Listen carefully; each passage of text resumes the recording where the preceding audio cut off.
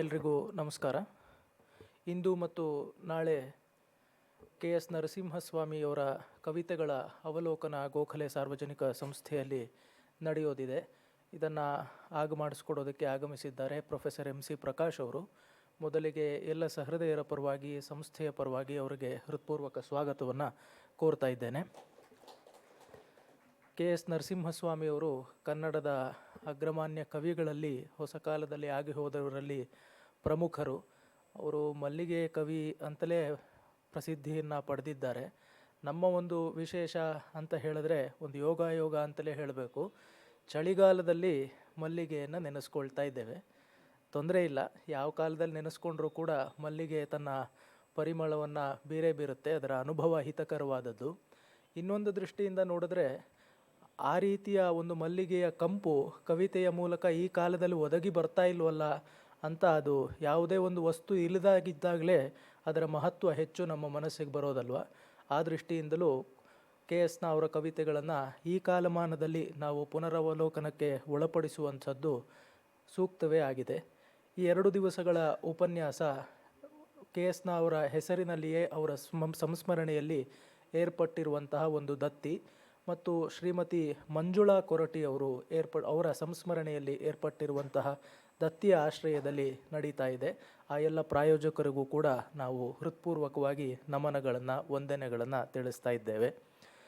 KS. ನರಸಿಂಹಸ್ವಾಮಿಯವರ ಕವಿತೆಗಳು ಬರಿಯ ಈ ಒಂದು ಕೌಟುಂಬಿಕವಾದ ಚಿತ್ರಣಗಳಿಗೆ ಮಾತ್ರವಲ್ಲ, ಅದು ಬಹಳ ಪ್ರಮುಖವೇ ಹೌದು. ಅವರು ನವ್ಯಕಾವ್ಯಗಳನ್ನು ಬರೆದರು. ಮತ್ತೆ ಕೂಡ ತಮ್ಮ ಆಧಾರ ಶ್ರುತಿಯಾದ ಇದೇ ಬಗೆಯ ಒಂದು ಪರಿಮಳದ ಕವಿತೆಗಳಿಗೆ ಅವರು ಹಿಂತಿರುಗಿದ್ದು ನಮಗೆ ಗೊತ್ತಾಗುತ್ತೆ.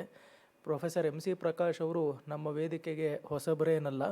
ಅವರು ಆಂಗ್ಲ ಪ್ರಾಧ್ಯಾಪಕರಾಗಿ ಪಾಶ್ಚಾತ್ಯ ಸಾಹಿತ್ಯದ ಅನೇಕ ಸ್ವಾರಸ್ಯ ಭೂಮಿಗಳನ್ನು ತಾವೂ ತಿಳ್ಕೊಂಡಿದ್ದಾರೆ, ತಮ್ಮ ವಿದ್ಯಾರ್ಥಿಗಳಿಗೂ ಪರಿಚಯ ಮಾಡಿಸಿಕೊಟ್ಟಿದ್ದಾರೆ, ನಮಗೆಲ್ಲರಿಗೂ ಕೂಡ ಪರಿಚಯವನ್ನು ಮಾಡಿಸಿಕೊಡುವಂತಹ ಔದಾರ್ಯವನ್ನು ಕೂಡ ತೋರಿದ್ದಾರೆ. ಅವರು ಇಂಗ್ಲೀಷ್ ಸಾಹಿತ್ಯವನ್ನು ಪ್ರಧಾನವಾಗಿ ಅಭ್ಯಾಸ ಮಾಡಿದರೂ ಕೂಡ ಯಾವುದೇ ಬಗೆಯ ಸಾಹಿತ್ಯದ ಸ್ವಾರಸ್ಯವನ್ನು ಚೆನ್ನಾಗಿ ತಿಳಿದಂತಹ ರಸಜ್ಞ ವಿದ್ವಾಂಸರು.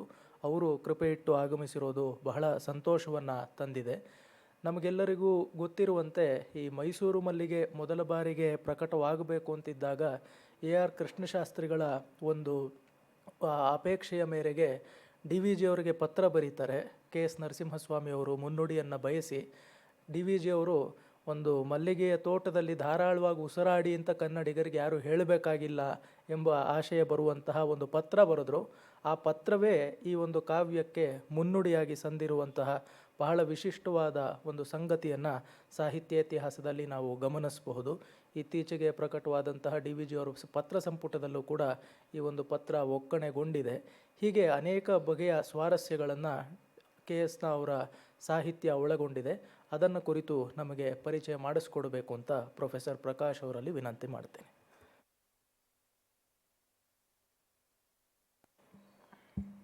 Thank you. ತಮ್ಮೆಲ್ಲರಿಗೂ ನಮಸ್ಕಾರ.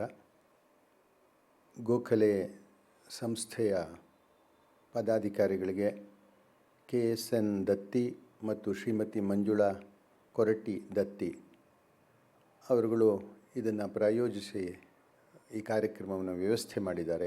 ಅವರಿಗೆ ನನ್ನ ವಿಜ್ಞಾಪನೆಗಳನ್ನು ಮೊದಲು ಸಲ್ಲಿಸ್ತೇನೆ.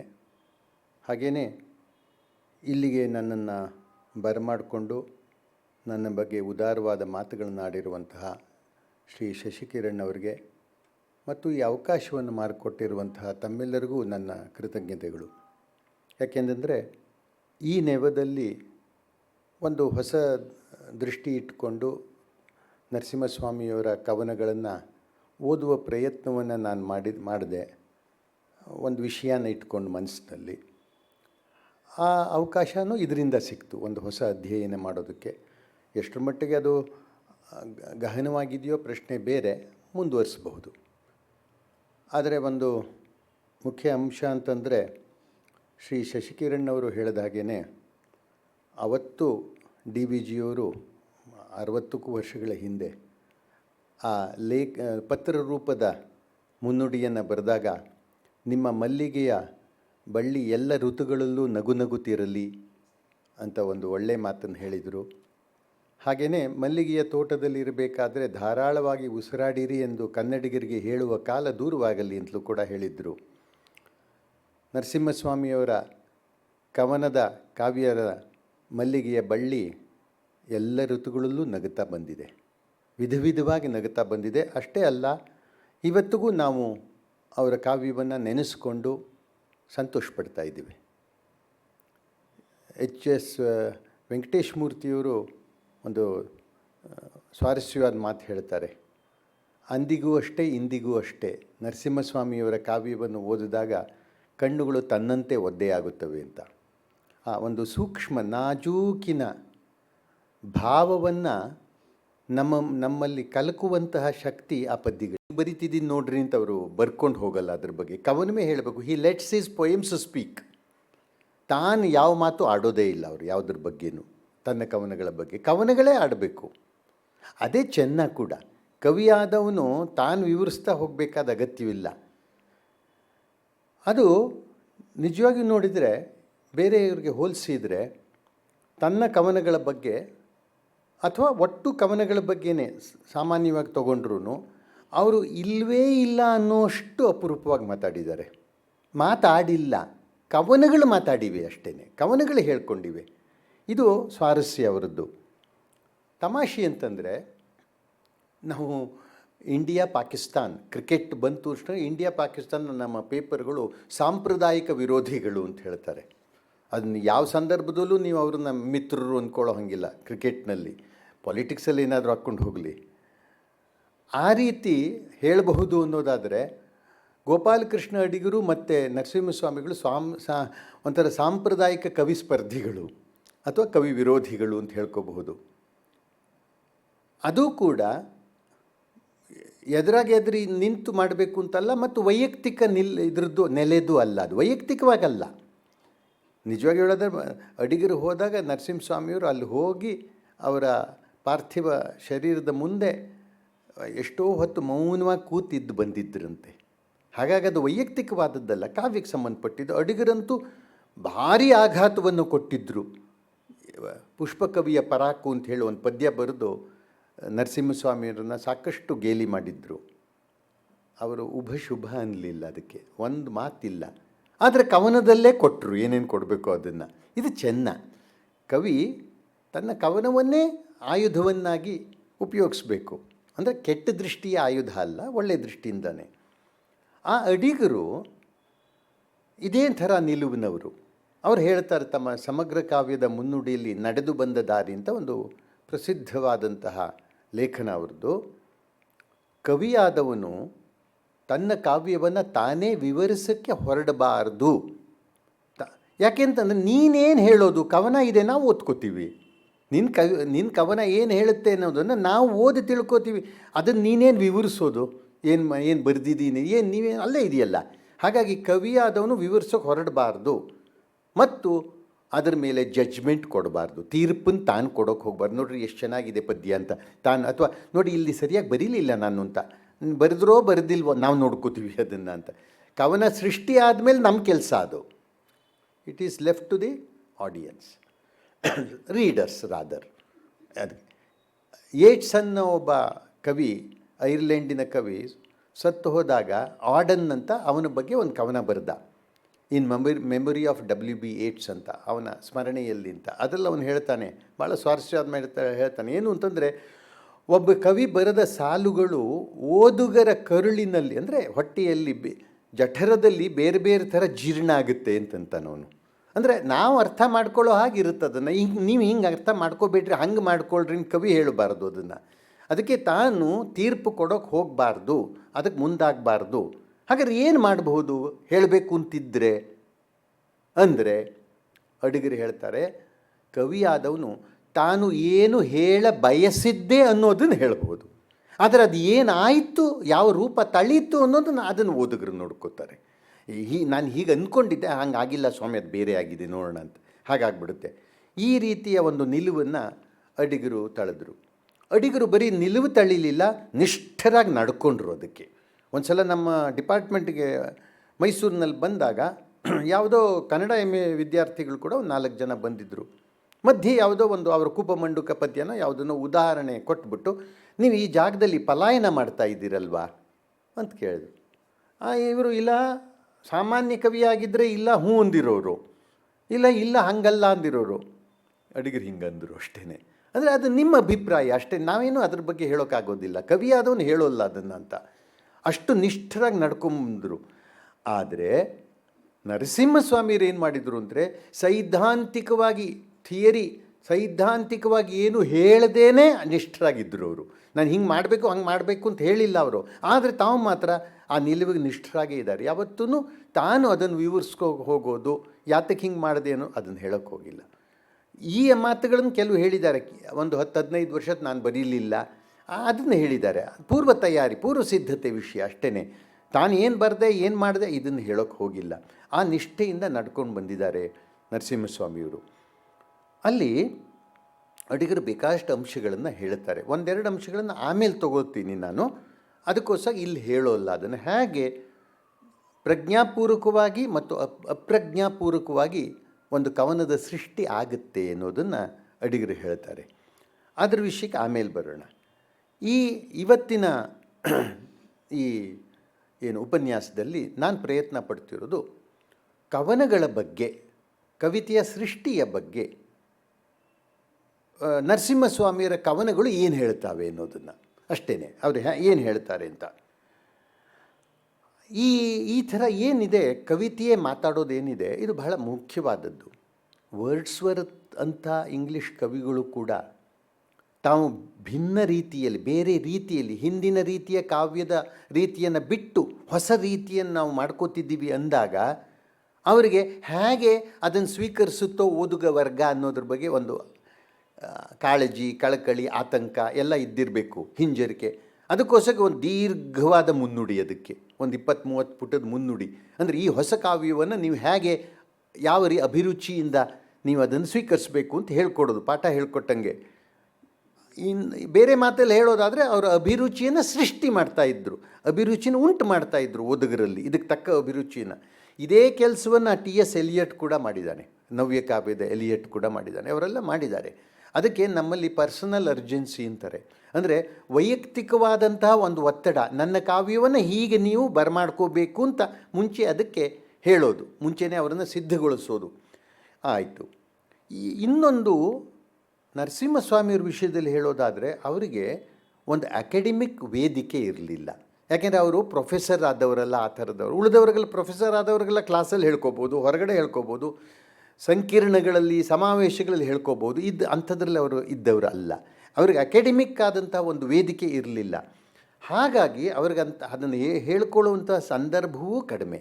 ಸಂದರ್ಭ ಇದ್ದರೂ ಬಹುಶಃ ಹೇಳ್ತಿರಲಿಲ್ಲ. ನಮ್ಮ ಕಾದಂಬರಿಕಾರರಲ್ಲಿ SL ಭೈರಪ್ಪನವರು ಆ ನಿಲುವನ್ನು ಉಳಿಸ್ಕೊಂಡು ಬೆಳೆಸ್ಕೊಂಡು ಬಂದವರು. ನಾವೆಲ್ಲ ಸೇರಿ ಒಂದು ಪತ್ರಿಕೆ ಹೊರಡಿಸೋಣ ಸರ್ ಅಂತ ಮೈಸೂರಿನಲ್ಲಿ ಐತಾಳ್ ಅಂತ ಪ್ರೊಫೆಸರು ಎಲ್ಲ ಹೇಳಿದಾಗ ಇವ್ರು ಹೇಳಿದರು, ಏನು ಬೇಡ, ಹಿಂದೂ ಇದ್ರದ್ದು ಲಾ ಅಂತಿದೆಯಲ್ಲ ಪುಸ್ತಕ, ಅದನ್ನು ತೊಗೊಂಬಂದು ಸಂಪುಟಗಳನ್ನ ತೊಗೊಂಬಂದು ಓದಿ ಅಧ್ಯಯನ ಮಾಡಿ ಚರ್ಚೆ ಮಾಡೋಣ ಅಂತಂದರು. ಏನು ಸರ್ ನೀವು, ನಾವೇನೋ ಪತ್ರಿಕೆಗೆ ಗೈಡೆನ್ಸ್ ಕೊಡಿ ಅಂದರೆ ನೀವು ನಮ್ಮನ್ನು ಸ್ಟೂಡೆಂಟ್ ಥರ ನೋಡ್ತಿದ್ದೀರಲ್ಲ, ವಿದ್ಯಾರ್ಥಿಗಳ ಕಾಣ್ತಿದ್ದೀರಲ್ಲ ಅಂದರು. ಭೈರಪ್ಪನವರು ಆ ನಿಲುವಿನವರು. ಹುಚ್ಚುಚ್ಚು ಹರಟೆ ಹೊಡ್ಕೊಂಡಿರೋದು, ಮಾತಾಡ್ಕೊಂಡಿರೋದು, ಅದರ ಬಗ್ಗೆ ಕಾದಂಬರಿ ಬಗ್ಗೆ ಎಲ್ಲ ಕಡೆ ಮಾತಾಡ್ಕೊಂಡಿರೋದು, ನಿಮಗೆ ಒಳ ಒತ್ತಡ ಹೋಗಿ ಸೃಷ್ಟಿ ಕೆಲಸವೇ ಆಗೋದಿಲ್ಲ ಅಂತ ನಂಬಿದವರು ನರಸಿಂಹಸ್ವಾಮಿಯವರು. ಆ ತತ್ವಕ್ಕೆ ಅಂಟ್ಕೊಂಡವರು. ಅಷ್ಟೇ ಅಲ್ಲ, ಅವರಿಗೆ ತನ್ನ ಕಾವ್ಯ ಕರ್ಮದ ಬಗ್ಗೆ, ತಾನು ಕವಿತೆಯ ಸೃಷ್ಟಿ ಮಾಡ್ತಾರಲ್ಲ, ರಚನೆ ಮಾಡ್ತಾರಲ್ಲ, ಅದರ ಬಗ್ಗೆ ಗೌರವ ಇದೆ, ಹೆಮ್ಮೆ ಇದೆ. ಆದರೆ ಭ್ರಮೆ ಇಲ್ಲ. ತನ್ನ ಕಾವ್ಯ ಸಮಾಜವನ್ನು ಬದಲಾಯಿಸಿಬಿಡುತ್ತೆ, ಇನ್ನೇನೋ ದೊಡ್ಡ ಪ್ರಭಾವ ಬೀರಿಬಿಡುತ್ತೆ ಅನ್ನೋದು ಭ್ರಮೆ ಇರಲಿಲ್ಲ ಅವರಿಗೆ. ಎಷ್ಟರ ಮಟ್ಟಿಗೆ ಇರಲಿಲ್ಲ ಅಂದರೆ ಕವನಗಳೇ ಸ್ಪಷ್ಟವಾಗಿ ಕೆಲವು ಸಲ ಹೇಳ್ತಾರೆ, ಕಾವ್ಯಕ್ಕಿಂತ ಬದುಕು ದೊಡ್ಡದು, ಕಾವ್ಯಕ್ಕಿಂತ ಬದುಕು ದೊಡ್ಡದು ಅನ್ನೋ ನಿಲುವನ್ನು ಸ್ಪಷ್ಟವಾಗಿ ಅವರು ಹೇಳ್ತಾರೆ. ಹಾಗಾಗಿ ಅವರಿಗೆ ಆತ್ಮಸಮರ್ಥನೆಯ ಅಗತ್ಯ ಬರೋಲ್ಲ, ಸೆಲ್ಫ್ ಡಿಫೆನ್ಸ್ ಬೇಕಿಲ್ಲ ಅವರಿಗೆ. ನಾ ಇದಕ್ಕೆ ಬರೆದೆ, ಅದಕ್ಕೋಸ್ಕರ ಬರೆದೆ ಅಂತ. ಒಟ್ಟಾರೆ ಜೀವನವೇ ದೊಡ್ಡದು ಅನ್ನೋದು ಅವರ ನಿಲುವಾಗಿತ್ತು. ಆ ನಿಲುವನ್ನು ಅವರು ತಮ್ಮ ಕವಿತೆಗಳಲ್ಲಿ ತೋರಿಸ್ತಾರೆ. ಆಯಿತು, ಏನು ವಿಷಯವನ್ನು ಅವ್ರು ಹೇಳ್ತಾರೆ, ಭಾಳ ಸ್ವಾರಸ್ಯವಾದ ಒಂದು ಇದು ಅವರ ಸಮಗ್ರ ಕವನಗಳ ಸಂಕಲನ. ಇಂಥ ಒಂದು 500-600 ಪದ್ಯಗಳಿವೆ ಇದರಲ್ಲಿ ಒಟ್ಟು. ಅದರಲ್ಲಿ ಸುಮಾರು 30-35 ಪದ್ಯಗಳು ಕವನ ಅನ್ನೋ ಹೆಸರು ಅಲ್ದಿದ್ರೂ ಅದು ಬಿಟ್ಟು ಹಾಡು ಅನ್ನೋ ಶೀರ್ಷಿಕೆಯಿಂದ ಬಂದಿವೆ. ಹಾಡುಗಳು ಅಂದ್ರೂ ಕವನಗಳೇನೆ, ಕವಿತೆಗಳೇನೆ. ಹಾಡು ಅನ್ನೋ ಶೀರ್ಷಿಕೆ ಎಲ್ಲಿಂದ ಮೊದಲನ ಸಂಕಲನದಲ್ಲಿ ಬಳೆಗಾರನ ಹಾಡು ಅಂತ ಶುರು ಆಗಿದ್ದರಿಂದ ಕೊನೆಯಲ್ಲಿ ಮುಗಿಯದ ಹಾಡು, ಮುಗಿಯುವ ಹಾಡು, ಹಕ್ಕಿಯ ಹಾಡು, ಈ ಥರ ಹಾಡುಗಳು, ಅಕ್ಕ ತಂಗಿಯರ ಹಾಡು, ಎಷ್ಟು ಹಾಡು, 30-35 ಬರೀ ಹಾಡುಗಳು ಅನ್ನೋ ಶೀರ್ಷಿಕೆಯ ಕವನಗಳೇ ಇವೆ ಅವರದ್ದು. ಅದು ಬಿಟ್ಟು ಕವಿತೆ, ಕವನ ಅನ್ನುವಂಥ ಶೀರ್ಷಿಕೆದು. ಹೀಗೆ ಕವನದ ಬಗ್ಗೆ, ಕವಿತೆಯ ಬಗ್ಗೆ ಅವರು ಸಾಕಷ್ಟು ವಿಷಯವನ್ನು ಕವನಗಳಲ್ಲಿ ಹೇಳಿದ್ದಾರೆ.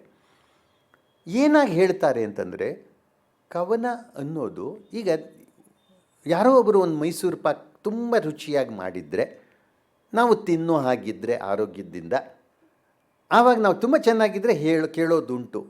ವಿಶೇಷವಾಗಿ ಹೆಂಗಸ್ರಿಗೆ ಅದು ಇಷ್ಟ.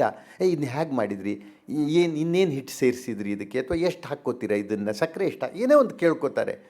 ಹಾಗೆ ಕವನದ ಬಗ್ಗೆ ಕೇಳೋದು ಹೇಗೆ, ಈ ಕವನನ ಹೇಗೆ ಮಾಡಿದ್ರಿ, ಇದಕ್ಕೆ ಎಷ್ಟು ಪುಡಿ ಸೇರಿಸಿದ್ರಿ, ಇದಕ್ಕೆ ಎಷ್ಟು ಸಕ್ಕರೆ ಸೇರಿಸಿ, ಹೆಂಗೆ ಕೇಳೋದು.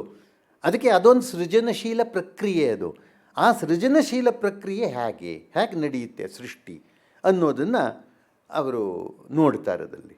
ಹಾಗಾದರೆ ಏನೇನು ಅಂಶಗಳನ್ನು ಹೇಳ್ತಾರೆ. ಒಂದು, ಕವಿತೆಯ ಲಕ್ಷಣ ಅಂತಂದರೆ, ನಾನು ಇವತ್ತಿನ ಲಕ್ಷಣ ಅಲ್ಲ, ನಮ್ಮ ಸಂಸ್ಕೃತದ ಮೂಲ ಲಕ್ಷಣ ಅನ್ನೋ ಅರ್ಥದಲ್ಲಿ, ವ್ಯಾಖ್ಯೆ, ಡೆಫಿನಿಷನ್ ಅನ್ನೋ ಅರ್ಥದಲ್ಲಿ ಉಪಯೋಗಿಸ್ತಿದ್ದೀನಿ. ಕವಿತೆಯ ಡೆಫಿನಿಷನ್ ಅಂದರೆ ಏನು ಕವಿತೆ ಅಂದರೆ ಅದು, ಅಥವಾ ಕವಿತೆ ಹುಟ್ಟೋ ರೀತಿ, ಭಾವ ಮತ್ತು ಅನುಭವ, ಇದನ್ನು ಹೇಗೆ ಅಭಿವ್ಯಕ್ತಿ ಮಾಡ್ತಾನೆ ಒಬ್ಬ ಕವಿ ಅಥವಾ ಕವಿತೆ. ಕವಿತೆಗೆ ಪ್ರತಿಕ್ರಿಯೆ ಹೇಗಿರುತ್ತೆ ಜನರದ್ದು, ಅದರ ರೂಪ ಏನು, ಅದರ ಛಂದಸ್ಸು, ಅದರ ವಿಮರ್ಶೆ ಜನರು ಮಾಡೋದು, ಒಳ್ಳೆಯ ದೃಷ್ಟಿಯಿಂದ ಮಾಡೋದು, ಕುಹಕ ದೃಷ್ಟಿಯಿಂದ ಮಾಡೋದು, ಎಲ್ಲವೂ ಇರುತ್ತೆ. ಅದರ ಉದ್ದೇಶ ಏನು, ಬದುಕು ಮತ್ತು ಕವಿತೆ, ಕಡೆಯದಾಗಿ ನನ್ನ ಕಾವ್ಯದ ಭವಿಷ್ಯ ಏನು, ಇಷ್ಟರ ವಿಷಯನೂ ಅವರು ಈ ನಾನು ಏನು ಕವಿತೆಗಳು ಅಂತ ಹೇಳಿದ್ದೀನೋ ಒಂದು 40-50 ಪದ್ಯಗಳು ಅದರಲ್ಲಿ ಸೇರಿಸ್ಕೊಂಡು ಹೇಳಿದ್ದಾರೆ ಅವರು. ಆಯಿತು, ಕವಿತೆ ಅಂದರೆ ಏನು ಹಾಗಾದರೆ? ಅವರು ನಮ್ಮನ್ನು ಪ್ರಶ್ನೆ ಕೇಳಲ್ಲ, ತಾನೇ ಪ್ರಶ್ನೆ ಕೇಳ್ಕೊತಾರೆ. ಕವಿತೆ ಅಂದರೆ ಏನು ಅಂತ ಅವ್ರಿಗೆ ಪ್ರಶ್ನೆ ಹುಟ್ಟುತ್ತೆ. ಏನು ಮಾಡಬೇಕು ಅದಕ್ಕೆ ಬರೀತಾರೆ, ಉತ್ತರವ ಹುಡುಕುತ್ತಾ ನಡೆದೆ. ಉತ್ತರ ಹುಡುಕೊಂಡು ಹೋದ್ರೆ ಅದೇನು ರಸ್ತೆಯಲ್ಲಿ ಸಿಗುತ್ತೆ, ತಿಳಿದವ್ರನ್ನ ಕೇಳಬೇಕು. ಹಾಗಾಗಿ ತಿಳಿದವರು ಸಿಕ್ಕಿದರು. ಇವರದಲ್ಲಿ ತುಂಬ ಜೋರು ಮನುಚಿರೋದಿಲ್ಲ, ತುಂಬ ಜೋರಿರಲ್ಲ. ನಯವಾಗಿ ನೋಡಿದರೆ ಚುಚ್ಚೋದು ಗೊತ್ತಾಗುತ್ತೆ. ಅಡಿಗಿರದಕ್ಕೂ ಇವದಕ್ಕೂ, ಅದಕ್ಕೇನು ಅಡಿಗಿರದನ್ನು ಅವ್ರು ಯಾವಾಗಲೂ ಹೇಳ್ತಾರೆ, ಅಬ್ಬರಿಸಿ ಹೇಳುವವರೇ ಹೆಚ್ಚು ಅಂತ. ಅಂದರೆ ಯಕ್ಷಗಾನದ ಧಾಟಿ ಅಂತಂತಾರೆ. ಅಡಿಗರು ಮಂಗಳೂರು ಕಡೆಯವರು ಬೇರೆ, ದಕ್ಷಿಣ ಕನ್ನಡದವರು ಬೇರೆ. ಯಕ್ಷಗಾನದ ಧಾಟಿಯಲ್ಲಿ ಹೇಳೋರೇ ಹೆಚ್ಚು ಅಂತ. ಅದಕ್ಕೆ ಒಂದು ಸಲ ಅನಂತಮೂರ್ತಿ ಹೇಳಿದ್ರಂತೆ, ಅಡಿಗರನ್ನ ಅಂಥ ಸಪೋರ್ಟರು ಅನಂತಮೂರ್ತಿಯವರು. ಅವ್ರು ಹೇಳಿದ್ರಂತೆ, ದಿಸ್ ಈಸ್ ಎ ಸ್ಟಾರ್ಟ್ಲಿಂಗ್ ರೆವಿಲೇಷನ್ ಅಂತ. ಇದು ನಿಜವಾಗಿಯೂ ನಮ್ಗೆ ಶಾಕ್ ಹೊಡೆಯೋಂಗೆ, ಹೌದಲ್ವಾ, ಯಕ್ಷಗಾನದ ರೀತಿಯಲ್ಲಿ ಬರೀತಾರಲ್ವ ಅವರು ಅಂತ. ಅದನ್ನು ಇಲ್ಲಿ ಯಾವುದೋ ಉತ್ತರವ ಹುಡುಕ್ತಾ ಹೋದೆ, ತಿಳಿದವರು ಸಿಕ್ಕಿದರು. ಉತ್ತರ ಗೊತ್ತಿರೋರು ಸಿಕ್ಕಿದ್ರು. ಅಲ್ಲಿ ಒಂದು ಸಣ್ಣ ಮೊನಚಾದನ್ನು ಹಿಡುತ್ತಾರೆ, ಒಂಚೂರು ನೋಯೋದಿಲ್ಲ, ರಕ್ತ ಬರೆಸೋಲ್ಲ, ಒಂಚೂರು ಮುಟ್ಟು ನೋಡ್ಕೊಳ್ಳೋಂಗಿರುತ್ತೆ. ತಿಳಿದಷ್ಟು ಹೇಳಿದರು. ತಿಳಿದವ್ರನ್ನ ಕೇಳಿದರೆ ಕವನ ಹೆಂಗೆ ಹುಟ್ಟುತ್ತೆ ಅಂತಂದರೆ ಅವ್ರು ತಿಳಿದಷ್ಟು ಹೇಳಿದ್ರಂತೆ ಅವರು. ಆಯಿತು, ಏನು ಒಂದು ಸೂತ್ರ ಕೊಟ್ಟರು ಅವರು, ಡೆಫಿನಿಷನ್ ತಾನೆ, ಒಂದು ಸೂತ್ರ. ಏನು, ನದಿಯ ಹೋಲಿಕೆ. ಒಂದು ಕವನ ಅಂದರೆ ನದಿ ಇದ್ದ ಹಾಗೆ ಅಂತ ಹೇಳಿಬಿಟ್ರು. ಯಾಕೋ ಇವ್ರಿಗೆ ಸರಿ ಅನ್ನಿಸ್ಲಿಲ್ಲ. ಸೂತ್ರದಂತೆ ಹೇಳಿದರು, ಆದರೆ ಇವರು ಸತ್ರದಲ್ಲಿ ಉಳ್ಕೊಂಡ್ರು. ಅವತ್ತು ಚೌಲ್ಟ್ರಿಲಿ ಉಳ್ಕೊಂಡ್ರಂತೆ. ನೆಮ್ಮದಿ ಇಲ್ಲ ಕವಿಗೆ, ಯಾಕೋ ತೃಪ್ತಿ ಆಗಲಿಲ್ಲ, ನಿದ್ದೆ ಬರ್ತಾ ಇಲ್ಲ. ಹಾಗಾಗಿ ಸತ್ರದಲ್ಲಿದ್ದೆ, ನಿದ್ದೆ ಇಲ್ಲ. ಆವಾಗ ಕಿಟಕಿ ಒಂಚೂರು ತೆಕ್ಕೊಂಡಿತ್ತು, ಗೋಡೆಯಲ್ಲಿ ಆ ಬೆಳಕು ಬಿದ್ದಿದ್ದರಿಂದ ಒಂದು ಗೆರೆ ಕಾಣಿಸ್ತು. ಅದು ಹೇಗೆ ಕಾಣಿಸ್ತು ಅಂತ, ನದಿ ಥರ ಕಾಣಿಸ್ತಂತೆ. ಆ ಗೆರೆ ನದಿ ಥರ ಕಾಣಿಸ್ತು. ಎಲ್ಲಿ ಅಂತಂದರೆ ಚೆನ್ನಾಗಿ ಹೇಳ್ತಾರೆ, ಕಿಟಕಿ ಕರುಣಿಸಿದಷ್ಟು ಬೆಳಕಿನಲ್ಲಿ. ಕಿಟಕಿಯಿಂದ ಚೂರು ಬೆಳಕು ಬರ್ತಿತ್ತು, ಅದರಲ್ಲ ಆ ಕಿಟಕಿ ಅದೇನೇ ಲೈನಾಗಿ ಕಾಣಿಸ್ತಿರೋದು. ಆಯಿತು, ಮಳೆ ಬರೋ ಹಂಗಾಯ್ತು ಅಂತ ಕಿಟಕಿ ಮುಚ್ಚಿಬಿಟ್ರು. ನೋಡ್ತಾರೆ, ಗೆರೆ ಮಾಯ. ಆ ಬೆಳಕಿದ್ರೆ ಗೆರೆ, ಇಲ್ದಿದ್ರೆ ಗೆರೆ ಇಲ್ಲ. ಹಾಗಾದರೆ ಕವನ ಅನ್ನೋರು ಅಷ್ಟು ಸುಲಭವೇ, ಒಂದು ನಿಮಿಷದಲ್ಲಿ ಮಾಯ ಆಗಿ ಹೋಗ್ಬಿಡುತ್ತೆ. ಹಾಗಾದರೆ ಅಲ್ಲಿಗೆ ಸೂತ್ರದ ಬಗ್ಗೆ ಸಂಶಯ ಬಂತು ಅಂತಾರೆ. ಅಂದರೆ ಅದೇ ನದಿ ಥರ ಕವನ ಅಂತ ಹೇಳಿದ್ರ ಬಗ್ಗೆ ಸಂಶಯ ಬಂತು. ಇಷ್ಟು ಸುಲಭವಾಗಿ ಮಾಯ ಆಗುವಂಥದ್ದು ಎಂಥ ಕವಿತೆ ಅದು ಅಂತ. ಪಕ್ಕದ ಕೋಣೆಯಲ್ಲಿ ಜನರು ಬಂದ್ರಂತೆ, ಗಲಾಟೆ, ನಿದ್ದೆ ಆಗ್ತಿಲ್ಲ ಇವರಿಗೆ. ಅವರು ಹಾಡ್ತಾ ಇದ್ರಂತೆ. ಹಾಡ್ತಾ ಇದ್ದಾಗ ಕೇಳಿದ್ರಂತೆ, ಅವರು ಹಾಡಿದ ಬೆಳ್ಳಿ ನದಿಯ ಕವಿತೆ ಅವರು ಆ ಹಾಡಿ ಅನುಭವಿಸಿ ಹಾಡ್ತಿದ್ರಲ್ಲ ಆ ಜನ, ಅದು ಆ ಬೆಳ್ಳಿ ನದಿ ಕವಿತೆ ಥರ ಅನ್ನಿಸ್ಬಿಡ್ತು ಅವ್ರಿಗೆ. ಆವಾಗ ನೆಮ್ಮದಿ ಬಂತು, ನಿದ್ದೆ ಬಂತು ಅವ್ರಿಗೆ, ನೆಮ್ಮದಿ ಆಯಿತು ಅಂತ. ಆಯಿತು, ಬೆಳಿಗ್ಗೆ ಎದ್ದು ಅವರಿಗೆ ಥ್ಯಾಂಕ್ಸ್ ಹೇಳೋಕೆ ಹೋದ್ರಂತೆ, ವಂದನೆ. ನೋಡಿದ್ರೆ ಅವ್ರು ಇಲ್ಲವೇ ಇಲ್ಲ, ಹೊರಟೋಗ್ಬಿಟ್ರು. ಯಾತಕ್ಕೆ ಹೊರಟೋದ್ರು ಅಂತಾರೆ ಅಂದರೆ, ಕವನ ಅನ್ನೋದು ಕೈಗೆ ದಕ್ಕೋದಲ್ಲ ಅಷ್ಟು ಸುಲಭವಾಗಿ, ನುಣುಚ್ಕೊಂಡು ಹೋಗ್ತಿರುತ್ತೆ. ಸಿಕ್ಕುತ್ತೆ ಅಂತ ನಮಗೆ ಹೇಳೋಕ್ಕಾಗೋದಿಲ್ಲ, ಹಾಗಾಗಿ ನುಣುಚ್ಕೊಂಡು ಹೋಗುತ್ತೆ.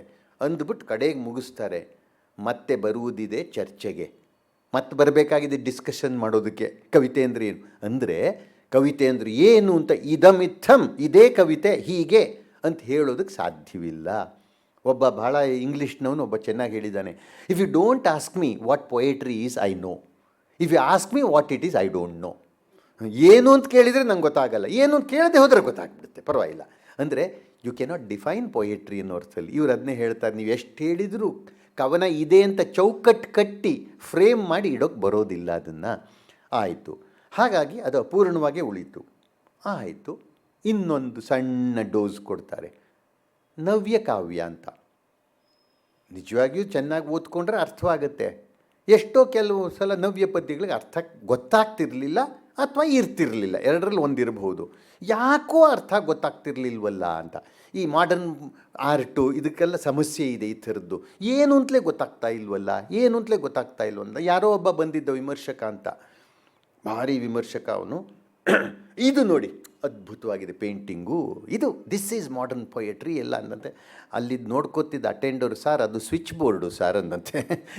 ಹೀಗೆ ಯಾವುದು ಅಂತ ಏನು ಇದು ಮಾಡೋಕ್ಕೆ ಬರೋದಿಲ್ಲ, ಕಲ್ಪನೆ ಭಾಳ.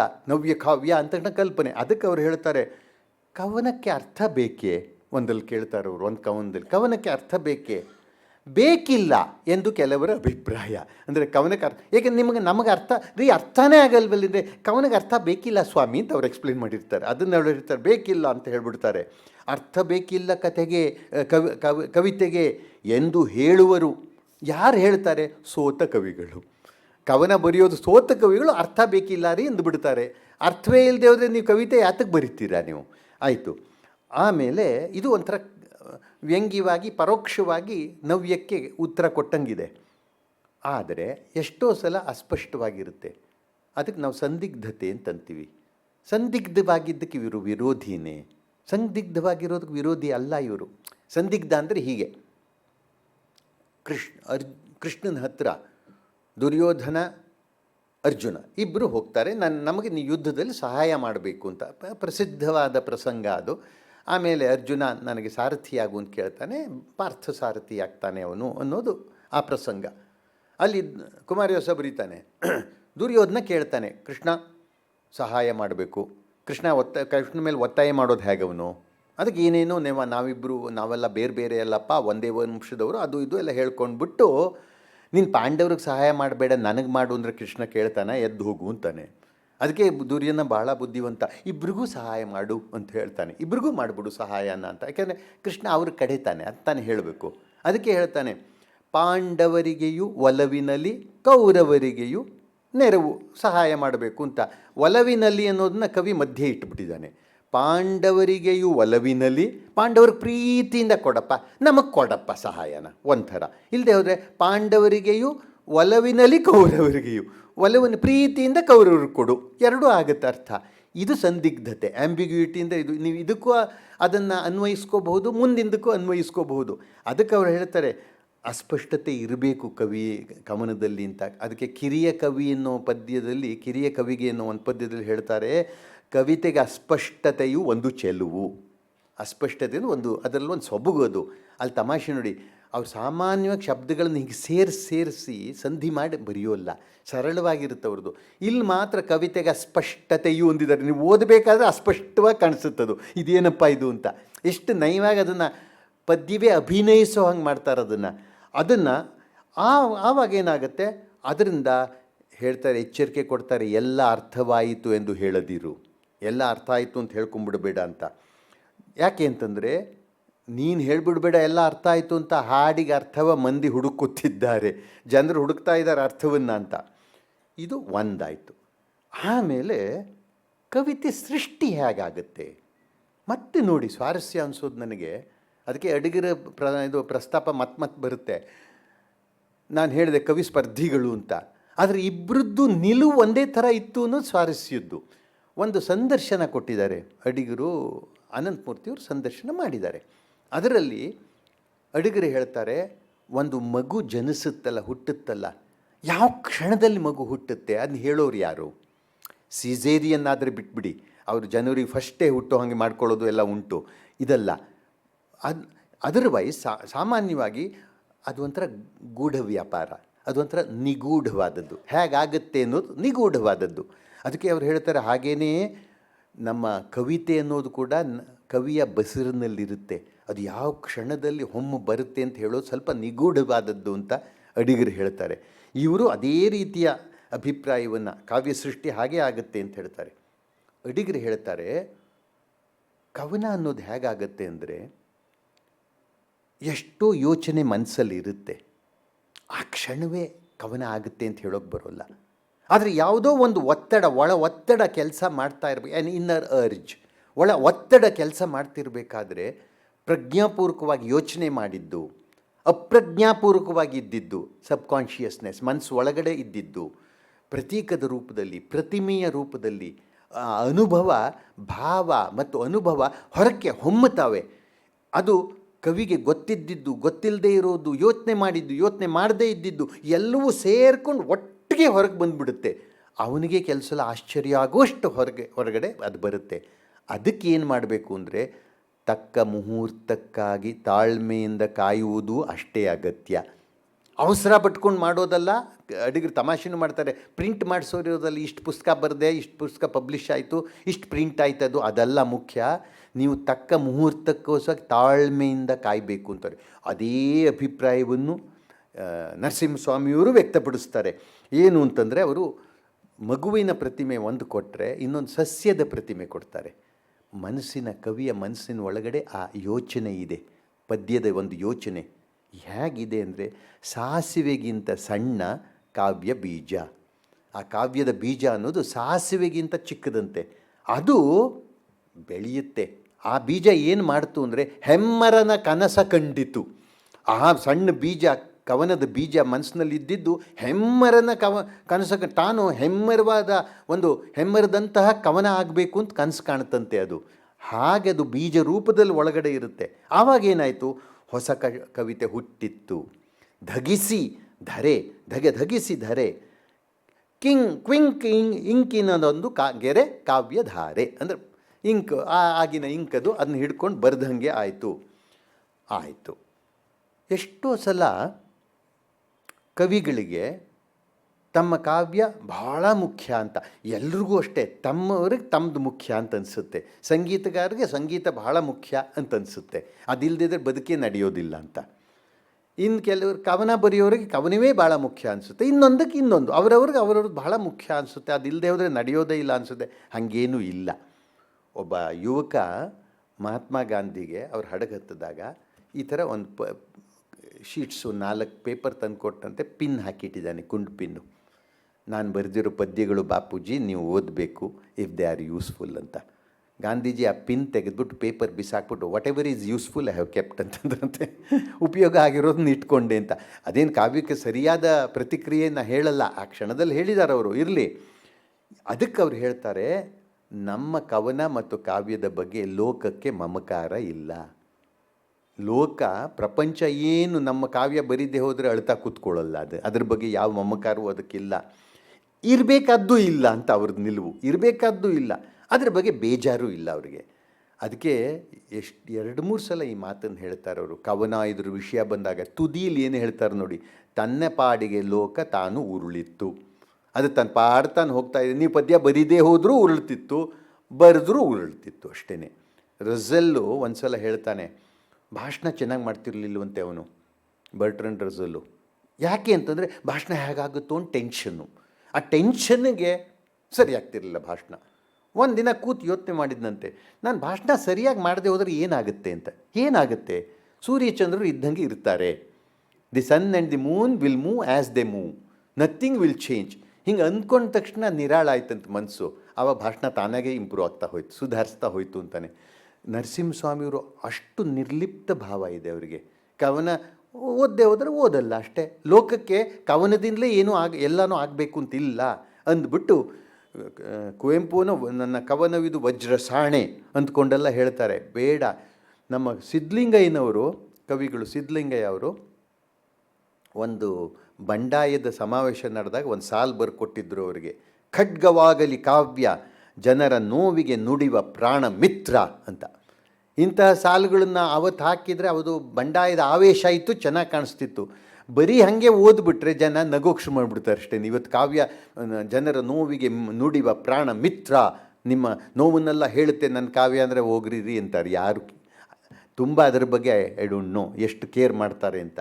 ಇವರು ಯಾಕಂದರೆ ಎಷ್ಟು ಜನ ಕಾವ್ಯ ಓದ್ತಿರ್ತಾರೆ? ಬಹಳ ಕಡಿಮೆ ಜನ ಓದೋದು, ಆ ಪರ್ಸೆಂಟೇಜ್ ಕಡಿಮೆ. ಹಾಗಾಗಿ ಅವರು ನರಸಿಂಹಸ್ವಾಮಿಯವರು ದಂತ ಗೋಪುರದಲ್ಲಿ ಮೇಲ್ಗಡೆ ಕೂತ್ಕೊಂಡಿಲ್ಲ. ಅವರು ಅತ್ಯಂತ ವಾಸ್ತವ ಲೋಕದಲ್ಲಿ ನೆಲೆಯಲ್ಲಿ ನಿಂತಿರ್ತಾರೆ. ನಮ್ಮ ಕಾವ್ಯ ನಮಗೆ ಇಷ್ಟ, ನಿಜ. ನಾ ಕಾವ್ಯ ಬರಿತಿದ್ದೀನಿ, ಅದ್ರ ಬಗ್ಗೆ ಹೆಮ್ಮೆ, ಗೌರವ ಇದೆ, ಆತ್ಮಗೌರವ ಇದೆ. ಆದರೆ ಇಡೀ ಲೋಕವೇ ಕಾವ್ಯಕ್ಕೋಸ್ಕರ ಬಾಯಿ ಬಿಟ್ಕೊಂಡು ಕೂತ್ಕೊಂಡಿದೆ ಅಂತ ಅವರು ಒಪ್ಪಲ್ಲ. ಅವರು ಆ ವಾಸ್ತವ ಅದನ್ನು ಒಪ್ಪಲ್ಲ. ಅವನು ಆಡನ್ ಹೇಳ್ದಂಗೆ, ಆಡನ್ ಹೇಳ್ತಾನೆ, ಕವಿ ಆಡನ್ನು, ನನ್ನ ಕಾವ್ಯದಿಂದ ನಾನು ಪ್ರಪಂಚವನ್ನು ಬದಲಾಯಿಸಲಿಲ್ಲ ಅಂತಾನೆ. ಆ ಕಾವ್ಯದಿಂದ ಏನೂ ವ್ಯತ್ಯಾಸ ಆಗಲಿಲ್ಲ ಅಂತ ಹೇಳ್ಕೊಂಡು ನೊಬೆಲ್ ಪ್ರೈಸ್ ತೊಗೊಂಡು ಹೋದ ಅವನು ಅಷ್ಟೇ. ಹಾಗಾಯಿತು. ಆಯಿತು. ಕವನ ಸೃಷ್ಟಿ ಹೆಂಗಾಗುತ್ತೆ? ಅದು ಕವನದ ಅಭಿವ್ಯಕ್ತಿ ಹೇಗಾಗುತ್ತೆ? ಯಾಕಂದರೆ ಕವನದ ಯೋಚನೆ ನಿಮ್ಮ ಮನಸ್ಸಲ್ಲಿದೆ, ಆದರೆ ಕವನವಾಗಿ ಹೊರಗೆ ಬರಬೇಕದು, ಕವನವಾಗಿ ಹೊರಗೆ ಬರಬೇಕು. ಇದನ್ನು ನಾವು ಪೌರುಷೇಯ ಅಪೌರುಷೇಯ ಅಂತ ಹೇಳ್ತೀವಿ. ಎಂಥ ಸೃಷ್ಟಿಯಲ್ಲೂ ಒಂದು ಅಪೌರುಷೇಯ ಅಂಶ ಇರುತ್ತೆ ಅಂತ. ಯಾವತ್ತೋ ಒಂದಿನ ಭಾಷಣ ಚೆನ್ನಾಗಾಗ್ಬಿಡುತ್ತೆ ಅಥವಾ ಆಯಿತು ಅಂತ ಅಂದ್ಕೋತೀವಿ. ಇನ್ನೊಂದು ಸಲ ಅದೇ ಭಾಷಣ ಚೆನ್ನಾಗಿ ಆಗೋದಿಲ್ಲ. ಈ ನಮ್ಮ ಬೀಚಿ ಇದ್ರಲ್ಲ, ಬೀಚಿಯವರು ಸ್ವಲ್ಪ ಚೇಷ್ಟೆ ಬುದ್ಧಿ ತಾನೆ ಅವ್ರದ್ದು. ಒಂದು ಎದುರುಗಡೆ ಅವ್ರು ಮಹಾವಿದ್ಯಾವಂತರು, ಯಾರು ಶಾಸ್ತ್ರಿ ಅಂತ, ಅವ್ರ ಹತ್ರ ಕೇಳಿದ್ರೆ, ಶಾಸ್ತ್ರಿಗಳೇ ಏನಪ್ಪ ವೇದ ಪೌರುಷೇಯವೋ ಅಪೌರುಷೇವೆಯೋ ಅಂತ ಕೇಳಿದರು. ವೇದಗಳನ್ನು ಅಪೌರುಷೇಯ, ರಿವೀಲ್ಡ್ ಅಂತ ಹೇಳೋ ಪದ್ಧತಿ ಇದೆಯಲ್ವ. ಅಪೌರುಷೇಯ ಅಂದರೆ ಯಾರೋ ಒಬ್ಬ ಕೂತು ಬರೆದಿದ್ದಲ್ಲ ಅನ್ನೋ ಅರ್ಥದಲ್ಲಿ. ಅದಕ್ಕೆ ಅವ್ರು ಹೇಳಿದ, ನಿನ್ನ ತಿಮ್ಮನ ತಲೆ, ಅವ್ರು ತಿಮ್ಮನ ತಲೆ ಅಂತೆಲ್ಲ ಪುಸ್ತಕ ಬರೆದಿದ್ದು, ತಿಮ್ಮನ ತಲೆ ಪೌರುಷೇಯವೋ ಅಪೌರುಷೇಯವೋ ಹೇಳಪ್ಪ. ನೀವೇ ಹೇಳ್ತೀರಲ್ರಿ ನನ್ನ ತಿಮ್ಮನ ತಲೆ ಅಂತ, ನಾನು ಬರೆದಿದ್ದು ಪೌರುಷೇಯ ಅಂದ್ರಂತೆ. ಹಾಗಾದರೆ ಇನ್ನೊಂದು ಬರ್ಕೊಡು. ಹಾಂ, ಇನ್ನೊಂದು ಬರ್ಕೊಡು ಈಗ ಅಂದ್ರೆ. ಹಂಗೆ ಅದಕ್ಕೆ ಪಾದ ಅಪೌರುಷೇಯನೂ ಹೌದು ಅಂದ್ರಂತೆ. ಪೌರುಷೇಯವೂ ಹೌದು ಅಪೌರುಷೇಯವೂ ಹೌದು. ನಾವು ಬರೆಯೋದು ನಿಜ, ಅದಕ್ಕೆ ನಮಗೆ ಗೊತ್ತಿಲ್ಲದೇ ಇರೋವಂಥದ್ದು ಏನೋ ಬರುತ್ತೆ ಆ ಕವನದಲ್ಲಿ, ಕಾವ್ಯದಲ್ಲಿ. ಅದನ್ನು ಅವ್ರು ಹೇಳ್ತಿದ್ದಾರೆ. ಆ ಸೃಷ್ಟಿ ಹೇಗಾಗುತ್ತೆ ಅನ್ನೋದನ್ನು ನಾ ಹೇಳಿದೆ. ಅಡಿಗರು ಹೇಳ್ತಾರೆ, ತಕ್ಕ ಮುಹೂರ್ತಕ್ಕೋಸ್ಕರ ಕಾಯಬೇಕು ತಾಳ್ಮೆಯಿಂದ ಅಂತ ಹೇಳ್ತಾರೆ ಅವರು ಅಡಿಗರು. ಒಂದು ಕಡೆ ನಾನು ಕೆಲವು ಸಲ ಒಂದು ಶಬ್ದಕ್ಕೋಸ್ಕರ, ಮನಸ್ಸಿಗೆ ತೃಪ್ತಿ ಸಿಗುವಂಥ ಒಂದು ಶಬ್ದಕ್ಕೋಸ್ಕರ ದಿನಗಟ್ಟಲೆ ಕಾದಿದ್ದೀನಿ ಅಂತ. ಅವರ ಶ್ರೀರಾಮನವಮಿಯ ದಿವಸ ಅನ್ನುವಂಥ ಪ್ರಸಿದ್ಧವಾದ ಕವನದಲ್ಲಿ ಒಂದು ಕಡೆ ಬರೀತಾರೆ, ಏನು, ದಂಡಕಾರಣ್ಯಕ್ಕೆ ಹೆಗಲ ದೊಣ್ಣೆ, ಅಲ್ಲಿ ಹೋಗ್ತಾರಲ್ಲ. ಆಮೇಲೆ ಸೀತೆಯನ್ನು ಲಂಕೆಯ ಇದ್ರದ್ದು ಮಣ್ಣಿನ ಅಣುಗಿ ಅಂದರೆ ಮಣ್ಣಿನ ಹುಡುಗಿ ಅವಳು ಸೀತೆಯ, ಅವಳ ಆಕರ್ಷಣೆಗೋಸ್ಕರ ಅವಳನ್ನು ಹುಡುಕೊಂಡು ಹೋಗ್ತಾನಲ್ಲ ಲಂಕೆಗೆ, ಹುಡ್ಕೊಂಡು ಹೋದ. ಆಮೇಲೆ ಏನಾಯಿತು? ಅಗ್ನಿ ಪರೀಕ್ಷೆ. ಸುಟ್ಟಲ್ಲದೆ ಮುಟ್ಟೆನೆಂಬುಡಾಫೆ ಅಂತ ಉಪಯೋಗಿಸಿದ. ಸುಟ್ಟಲ್ಲದೆ ಮುಟ್ಟೆನೆಂಬುಡಾಫೆ. ಅಡಿಗರು ಹೇಳ್ತಾರೆ, ಆ ಉಡಾಫೆ ಅನ್ನೋ ಶಬ್ದ ನಂಗೆ ಹೊಳಿಲೇ ಇಲ್ಲ ಅಂತ. ತಿಂಗಳು ಎಷ್ಟು 15-20 ದಿವಸ ಪದ್ಯ ಮುಗುದಿಲ್ಲ, ಅದೊಂದು ಶಬ್ದಕ್ಕೆ ಕಾದಿದ್ದಾರೆ. ಏನೋ ಸರಿ ಆಗ್ತಿಲ್ಲ ಅಂತ ಕಾದು ಒಂದಿನ ಬಸ್ಸಲ್ಲಿ ಹೋಗ್ತಿರ್ಬೇಕಾದ್ರೆ ಶಬ್ದ ಹೊಳಿತಂತೆ. ಆವತ್ತು ಪದ್ಯ ಮುಗೀತು. ನಾನು ನೀವು ಏನು ಸರ್ ಉಡಾಫೆ ಅಲ್ದಿದ್ರೆ ಇನ್ನೇನೋ ಆಗಿತ್ತು ಅಂತ ಉಡಾಫೆಯಿಂದ ಉತ್ತರ ಕೊಡ್ಬೋದು. ಆದರೆ ಅಡಿಗರಿಗೆ ಆ ಶಬ್ದ ಬೇಕಿತ್ತು ಅಲ್ಲಿ. ಅದನ್ನು ಅವರು ತಕ್ಕ ಮುಹೂರ್ತಕ್ಕೋಸ್ಕರ ಕಾಯೋದು ಅಂತ ಹೇಳೋದು. ಹಾಗಾಗಿ ಅನುಭವ ಇರುತ್ತೆ ಮನಸ್ಸಲ್ಲಿ, ಆದರೆ ಭಾವವಾಗಿ ಅದು ಹೊರಗಡೆ ಬರಬೇಕಲ್ಲ, ಅದು ಬೇರೆ. ಅದಕ್ಕೆ ಅವ್ರು ಹೇಳ್ತಾರೆ, ಎಷ್ಟು ಸ್ವಾರಸ್ಯವಾಗಿ ಹೇಳ್ತಾರೆ ನೋಡಿ. ಬಿದಿರ ತಡಿಕೆಯ ಹಿಂದೆ ಬಿಚ್ಚಲಾಗದ ಕಣ್ಣು. ಬಿದಿರು ತಡಿಕೆ ಅಂತ ಯಾಕಂತಾರೆ ಅಂದರೆ, ಮಗು ಹುಟ್ಟಬೇಕಾದ್ರೆ ಒಂದು ತಡಿಕೆ ಹಾಕಿರ್ತಾರೆ, ಅಲ್ಲಿ ಬಿಚ್ಚಲಾಗದ ಕಣ್ಣು. ಮಗು ಜನನವಾಗುವಂತಹ ಕ್ಷಣ ಅದು ಹೇಗೆ ಗೊತ್ತಾಗೋದಿಲ್ಲ. ಅರ್ಜೆಂಟ್ ನಾವು ಮಾಡ್ಬೋದು. ಕವನ ಹುಟ್ಟಿತೆ ಅಂತಾರೆ, ಮಗು ಹುಟ್ಟಿತೆ ಅಂತ ಕೇಳ್ತಿಲ್ಲ. ಕವನ ಹುಟ್ಟಿತೆ ಅಂತ ಹೊರಗಡೆಯವರು, ಮಗು ಹುಟ್ಟಿದರೆ ಗೊತ್ತಾಗ್ಬಿಡುತ್ತೆ, ಅಳುತ್ತಲ್ಲ. ಇದು ಕವನ ಹುಟ್ಟಿತೆ ಅಂತ ಕೇಳಿದರೆ ಅವ್ರು ಹೇಳ್ತಾರೆ, ಇನ್ನೊಂದು ದಿವಸ ಕಾದರೆ ನಷ್ಟವೇ, ಅದಕ್ಕೆ ಕಾಯಬೇಕು, ತಾಳ್ಮೆಯಿಂದ ಕಾಯಬೇಕು ಅಂತ. ಅದಕ್ಕೆ ಬರೀತಾರೆ, ಅನುಭವದ ಆಯ್ಕೆ ಮುಗಿದಿತ್ತು. ಅನುಭವದ ಆಯ್ಕೆ ನೀವು ಆಯ್ಕೆ ಮಾಡ್ತಿದ್ದೀರಾ ಅಂದರೆ ಪ್ರಜ್ಞಾಪೂರ್ವಕವಾಗಿ ಮಾಡ್ತಿದ್ದೀರಾ, ನಿಮಗೆ ಗೊತ್ತಿದೆ. ಒದಗಿರಲಿಲ್ಲ ತಕ್ಕಂಥ ಮಾತು. ಅನುಭವ ಗೊತ್ತಿದೆಯಂತೆ ಮನಸ್ಸಿನಲ್ಲಿ, ಒದಗಿರಲಿಲ್ಲ ತಕ್ಕಂಥ ಮಾತು, ಅದಕ್ಕೆ ತಕ್ಕಾದ ಮಾತು, ಅದನ್ನು ಆ ಅನುಭವವನ್ನು ಹೊರಗಡೆ ಕಟ್ಟಿಕೊಡುವಂತಹ ಓದಿದವನಿಗೂ ಅನ್ನಿಸ್ಬೇಕು ಇದು ನನ್ನ ಅನುಭವ ಅಂತ. ಅಂಥ ಮಾತು ಹುಟ್ಟಿರಲಿಲ್ಲ ಅಲ್ಲಿ, ಅದು ಒದಗಿರಲಿಲ್ಲ. ಹೇಗೆ ವಾಲ್ಮೀಕಿಗೆ ಆ ಕ್ಷಣ ಒದಗಿತು? ಆವಾಗ ತಾನೇ ಕಥೆ ಕೇಳ್ಕೊಂಡು ಹೋಗಿದ್ದರು ರಾಮಂದು. ಕೇಳ್ಕೊಂಡು ಹೋಗಿ ನಾರದನ ಬಾಯಿಂದ ಕೇಳ್ಕೊಂಡು ಹೋಗಿ ಆಮೇಲೆ ಆ ಕ್ರೌಂಚ ಪಕ್ಷಿಗಳು ಆಟ ಆಡ್ತಿದ್ದನ್ನ ಅದನ್ನು ಬೇಡ ಒಂದನ್ನು ಹೊಡೆದು ಹಾಕಿದ್ದು ನೋಡಿದರು. ಆ ಕ್ಷಣದಲ್ಲಿ ಮಾನುಷಾದ ಅಂತ ಬಂತಲ್ಲ, ಅದು ಮನಸ್ಸಿನ ಒಳಗಡೆ ಕಡಿಯುತ್ತಿತ್ತು ಅಂತ ಕಾಣುತ್ತದು. ಆ ಅನುಭವ ಮನಸ್ಸಿನ ಒಳಗಡೆ ಕಡಿಯುತ್ತಿತ್ತು. ಇದನ್ನು ನೋಡಿದಾಗ ಪಟ್ ಅಂತ ಹೊರಗೆ ಬಂತು. ಅದನ್ನೇ ಚಕ್ಕಂತ ಹೊರಗೆ ಬರೋದು ಅಂತ ಹೇಳೋದು. ಹಾಗೆ ಅನುಭವದ ಆಯ್ಕೆ ಮುಗಿದಿತ್ತು. ಅನುಭವದ ಆಯ್ಕೆ ಆಗಿದೆಯಪ್ಪ, ಅದಕ್ಕೆ ವೇಷ ಶಬ್ದ ಎಲ್ಲಿದೆ? ಒದಗಿರಲಿಲ್ಲ ತಕ್ಕಂಥ ಮಾತು. ಅದಕ್ಕೆ ನೋಡಿ ಮುಂದಿನ ಸಾಲು, ಕಾಯುತ್ತ ನಿಂತೆ. ಕಾಯಬೇಕು, ಅದಕ್ಕೆ ಕಾಯಬೇಕು. ಅಬ್ಬರಗಳನ್ನು ದಾಟಿದ ಗಟ್ಟಿ ಪಂಕ್ತಿಗಳ ಸಹಜ ಸಂಚಾರಗಳ ಕವನ ಕಂಡೆ. ಮೊದಲು ಅಬ್ಬರದ್ದು ಜೋರು ಶಬ್ದಗಳೆಲ್ಲ ಬಂದುಬಿಡ್ತವೆ, ಅದು ಕಾವ್ಯ ಅಲ್ಲ, ಅದಷ್ಟು ಸುಲಭವಾಗಿ ಬರೋದಿಲ್ಲ. ಕಾಯಬೇಕು, ಅದೇ ಶಬ್ದವಲ್ಲ, ಅದನ್ನು ದಾಟಬೇಕು, ಮೀರಬೇಕು. ಅದನ್ನು ಅಬ್ಬರದ ಮಾತುಗಳನ್ನು ಮೀರ್ಬಿಟ್ಟು ಗಟ್ಟಿ ಪಂಕ್ತಿಗಳನ್ನು, ನಿಜವಾಗಿ ಸಾಲಿಡ್ಡಾಗಿ ನಿಂತ್ಕೊಳ್ಳುವಂತಹ ಪಂಕ್ತಿಗಳು, ಅದಕ್ಕೆ ನೀವು ಹಿಂದೆ ಮುಂದೆ ಮಾಡಿ ಯೋಚನೆ ಮಾಡಿ ಸರಿ ಹೊಂದದಿಲ್ವಾ ಅಂತ ಯೋಚನೆ ಮಾಡಿ ಅದರ ಸಹಜ ಸಂಚಾರಗಳ ಕನಸ ಕಂಡೆ. ಇನ್ನೂ ಬಂದಿಲ್ಲ, ಕನಸು ಕಾಣ್ತಾ ಇದ್ದಾರೆ ಅದರದ್ದು. ಆವಾಗ ಯಾವಾಗ ಬರುತ್ತೆ ಹಾಗಾದರೆ ಕವನ? ಆಳದ ಅನುಭವವನ್ನು ಮಾತು ಕೈ ಹಿಡಿದಾಗ. ನೀವಲ್ಲ ಮಾತಿನ ಕೈ ಹಿಡಿಯೋದು, ಮಾತು ನಿಮ್ಮ ಕೈ ಹಿಡಿಬೇಕು. ಎಷ್ಟು ಚೆನ್ನಾಗಿದೆ ನೋಡಿ. ಮಾತು ನಿಮ್ಗೆ ಗೊತ್ತು, ಆ ಶಬ್ದ ಹಾಕೋಕ್ಕಾಗಲ್ವೇಂದ್ರೆ ಇಲ್ಲ ಸರ್, ಅದು ಹೊಳಿಬೇಕು. ಎಲ್ಲ ಕಲಾ ಪ್ರಕಾರಗಳಲ್ಲೂ ಇದಿದೆ. ಒಬ್ಬ ಡ್ಯಾನ್ಸರು, ನೃತ್ಯ ಮಾಡೋನು, ಪ್ರತಿ ಸಲನೂ ನಿಮಗೆ ಅದೇ ಥರ ನೃತ್ಯ ಬಂದುಬಿಡುತ್ತೆ ಅನ್ನೋಕ್ಕಾಗಲ್ಲ, ಅದೇನೋ ಒಂದು ಬರುತ್ತೆ, ಅದು ಹಾಗೆ ಬರಬೇಕು. ಇವರು ಕಾರಂತರದ್ದು ಒಂದು ಕಾದಂಬರಿ ಇದೆ, ಕಾದಂಬರಿ ಹೆಸರು ತಕ್ಷಣ ನೆನಪಾಗ್ತಿಲ್ಲ. ಅಲ್ಲಿ ಅವನು ನೃತ್ಯ ಕಲ್ತಿರ್ತಾನೆ, ಡ್ಯಾನ್ಸ್ ಮುಂಚಿಂದ ಕಲ್ತವನೆಲ್ಲ, ಆಮೇಲೆ ಕಲ್ತಿರೋನವನು. ಕಲ್ತ್ಬಿಟ್ಟು ನವಿಲು ಹೆಂಗೆ ಡ್ಯಾನ್ಸ್ ಮಾಡುತ್ತೆ ಅಂತ ತಿಳ್ಕೊಬೇಕು, ಅದಕ್ಕೆ ಹುಡ್ಕೊಂಡು ಹೋಗ್ತಾನೆ. ಒಂದು ಊರು ಅಲ್ಲಿದೆ, ಹೋಗ್ರಿ ಅಂತಾರೆ ಯಾರೋ. ಹಲಸಂಗಿ ಅಂತ ಒಂದು ಊರದು.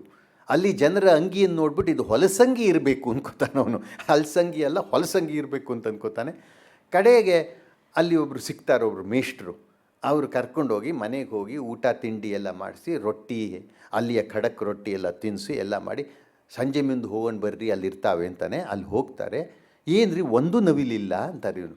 ತಡೀರಿ ನೋಡೋಣ ಅಂತ. ಆಮೇಲೆ ಮಳೆ ಶುರು ಆಗುತ್ತೆ. ಒಂದೇ ಸಲಕ್ಕೆ ನವಿಲಿನ ಹಿಂಡು ಬಂದು ಡ್ಯಾನ್ಸ್ ಮಾಡೋಕ್ಕೆ ಶುರು ಮಾಡಿಬಿಡುತ್ತೆ. ಅದ್ಭುತವಾದ ದೃಶ್ಯ ನೋಡ್ಬಿಟ್ಟು ಕಣ್ಣಲ್ಲಿ ತುಂಬ್ಕೊಂಡು, ಮನಸ್ಸಿನಲ್ಲಿ, ಹೃದಯದಲ್ಲಿ ತುಂಬ್ಕೊಂಡು ಬರ್ತಾನೆ.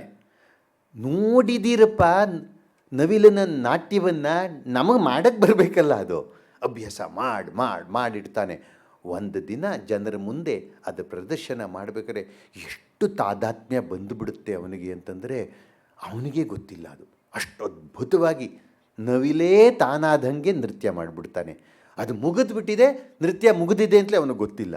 ಅಲ್ಲಿ ಹಿಂದುಗಡೆ ಇರೋಳು ಅಲ್ಲಿನ ಪಾಠ ಅವ್ರದ್ದು ಮ್ಯಾನೇಜರ್ ಥರ, ಅಂದರೆ ಅವಳು ಡ್ಯಾನ್ಸರ್, ಅವಳು ಇನ್ನು ಮಿಯಾ ಇನ್ನೂ ಬಾರಿಸು ಜೋರಾಗಿ ಬಾರಿಸು ಅಂದ್ಬಿಟ್ಟು ಪರದೆ ಎಳೆದ್ಬಿಡಿ ಅಂತ ಕುಕ್ಕೋತಾಳೆ. ಟಕ್ಕಂತ ಪರದೆ ಎಳೆದ್ಬಿಡ್ತಾಳೆ. ಎಲ್ಲರೂ ನಿಂತ್ಕೊಂಡು ಚಪ್ಪಾಳೆ ತಟ್ತಾರೆ. ನಾಳೆನೂ ಇದೇ ಡ್ಯಾನ್ಸ್ ಹುಟ್ಟುತ್ತೆ ಅಂತ ಹೇಳೋಕ್ಕೆ ಬರಲ್ಲ, ಅದು ಗೊತ್ತಿಲ್ಲದೆ ಬರಬೇಕು. ಅದಕ್ಕೇ ನೀವು ಮಾತಿನ ಕೈ ಹಿಡಿಯೋದಲ್ಲ, ಮಾತು ನಿಮ್ಮ ಕೈ ಹಿಡಿಬೇಕು. ಕೈ ಕೊಡಬಾರದು ಅಷ್ಟೇ ಮಾತು ನಿಮಗೆ. ಅದಕ್ಕೆ ಹೇಳ್ತಾರೆ, ನೀವು ನಿಮ್ಮ ಕೈ ಹಿಡಿಬೇಕು ಮಾತು.